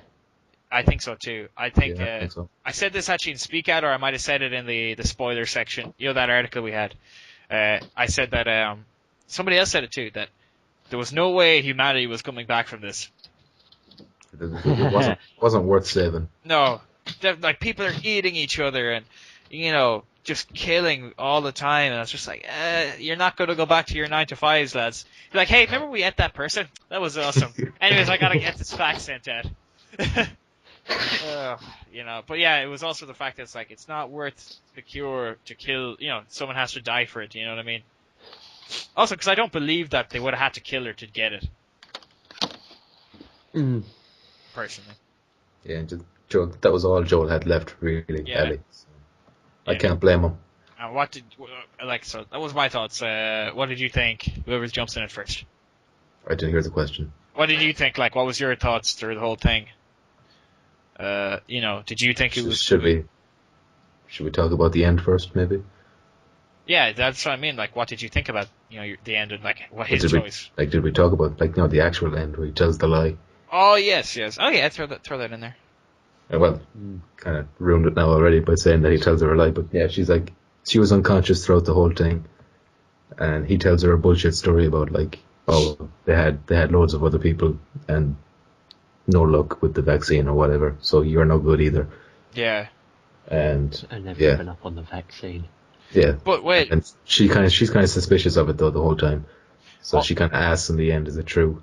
Promise me it's true. And then he says, I swear. And then credits. Okay. Yeah. Did you think that that it was weird that she didn't even have any incisions on her? That she was cut out there, sorry. She had no incisions.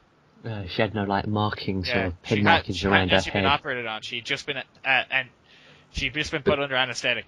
And, but did they didn't have a chance to get to her, did they? Yeah, I don't think so, because you can't just pick her up when she's got a gaping hole in her body. Yeah, another thing is, if they're going to operate on her, you don't just go straight for operate, you have to do all the pre-op stuff, like shaving her. Yeah. That's true. And, so they must Especially if you're going for the brain. Yeah, actually you have to take a load of hair off, I think. But it was, I think maybe she was thinking about that, like, why? Because all of a sudden they're like, it didn't work, but, like, she was on an operating table. That was a bit silly. I don't know, did they make a mistake there? But they don't seem like they would make that mistake. If you know what I mean. But it doesn't matter. This whole lie thing, though, do you think it was justifiable overall? I think maybe she knew he was lying. Yeah, she might have just been looking like, well, if I accept that this is the truth, then I get a dad at it. I don't have to worry about it anymore. Yeah, because she said that she's sick of being alone, being abandoned all the time, and, like, Joel was, he wanted to, to be a dad to her, I guess, in the end. Now they can go back to Tommy's Dam and have a bit of a family there. What do you think? Do you think there's going to be Last of Us 2? I think so, but I don't think they'll have Joel and Ellie. I hope they don't. You hope they don't? Yeah, I don't want to see them again. Not that I don't want to see them again, I don't want to have to carry on another story. In a way, like, go through that again. Maybe something like Ish, if we kind of got to see what he did, or maybe a different country. Because there was Naughty Dog did do some art for what English landmarks would look like 20 years in the world of the Last of Us, and it was kind of cool, so maybe in England. Yeah. England would be a lot more tense, what with, no guns.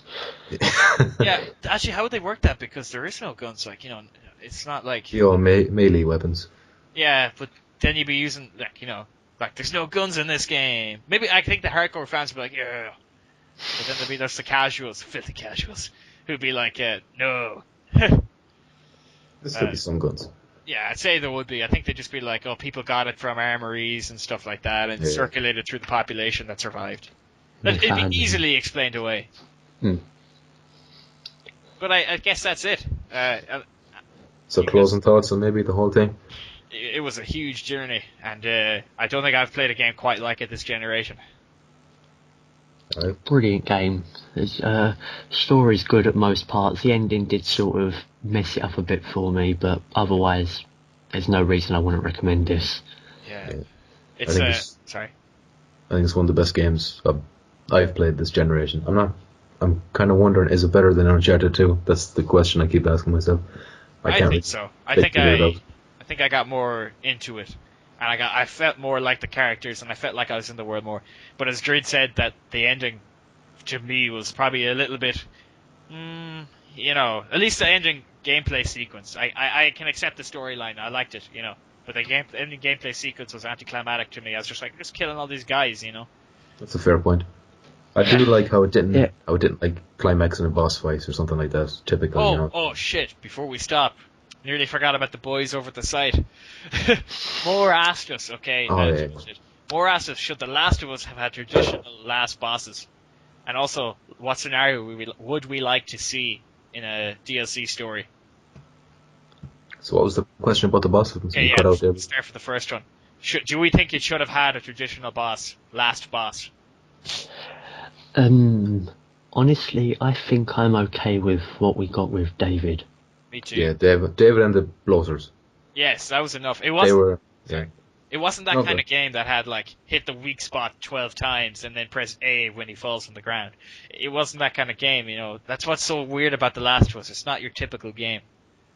Boss fights wouldn't have worked. No, it wouldn't have worked, in my opinion. But I'm sure David was a bit of a boss fight though. Well, he Yeah. was, And but that But is, he was it a- really worked. I Yeah. think the thing with that is because they didn't end on that because they had to get her to the hospital. But that's okay. I think they sort of sat and thought we need a boss fight in this or something. the thing I And liked then about that is that they treated him like a normal enemy. Well, except Yeah. that he had like a ridiculous resilience to being stabbed. Yeah. Maybe he's from Limerick. Only Irish people will get that joke. But, All two of us, John. yeah, all two of us. We'll just keep having private jokes, like, and everyone just feel like outsiders.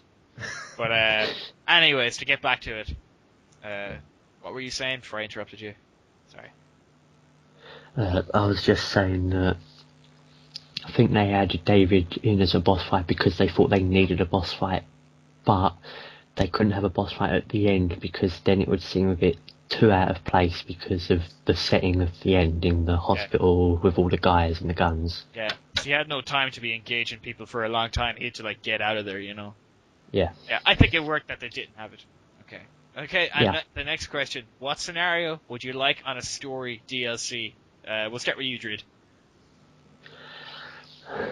I'm honestly not sure. I'd like to see, if they're not going to do a sequel with Ish, I'd like to see some of that, because I reckon you could get quite a good bit of stuff out of that in the little sewer area. Or maybe something before the 20-year jump, you know, in between that actually. Yeah.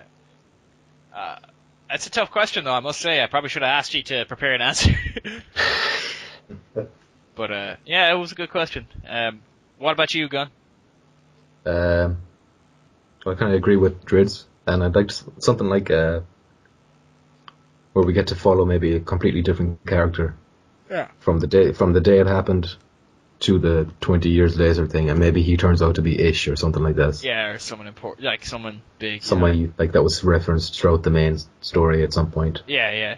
I don't know, something like, or maybe just something completely different that you wouldn't expect. Maybe control a giraffe as he walks through the city. Yeah, it's cool. Like, it'd be cool if they just if they did just go to different. Because I think they've told Ellie and Joel's story that it'd be overkill to do more. You know, to extend it past another Last of Us title, maybe. You know, but as far as DLC goes, I agree with you too. That's it. Like, you know, Giraffe DLC. Giraffe DLC every day. Yep. Eating leaves and shit. Press triangle to eat leaves. Oh, visceral. It's the new X to Jason. Rated M for mature. Yeah, Jason. Oh my god. Hey, I wonder if we're going to get some kind of PS4 game where there's going to be the new X to Jason. I look forward to that. I just thought I'd throw that in. I certainly hope so too. Okay. I was going to ask a question. Oh, okay, sorry. Yeah, but I mean, I was going to, but no, I can't for the life of me think what it was. Bring it up on SpeakOut or something later if you remember. Or put it in the comment below, actually. Oh, okay, you got it. I remember it now. You know how it's like when you're infected, it's like stage 1, 2, 3, and 4. Yeah. That they show in the game. Yeah. Like, do you think in another 20 years there'd be a stage 5, 6, 7, and 8? I don't know. I think the bloaters look sort of like the last end of it. Well, when you think about it, you know them bodies that have been there for a while and the fungus thing just growing all over the walls and it nearly taking over a building? I mean, I think it's possible.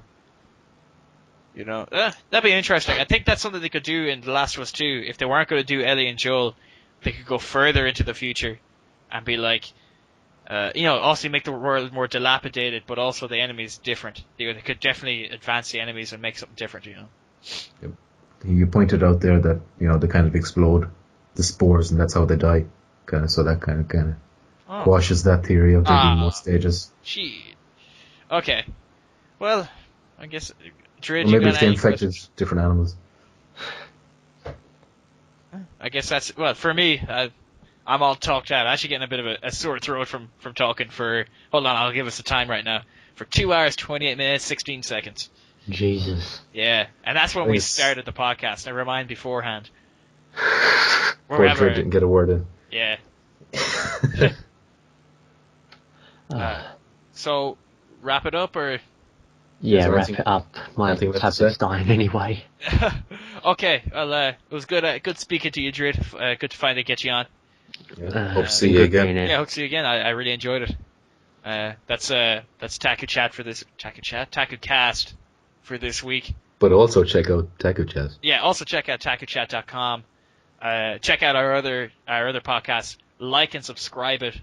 And we've started doing Taku plays where we're kind of having lads do gameplay. I think they're doing Final Fantasy 14 and stuff now. Phantom Link does it. Who else?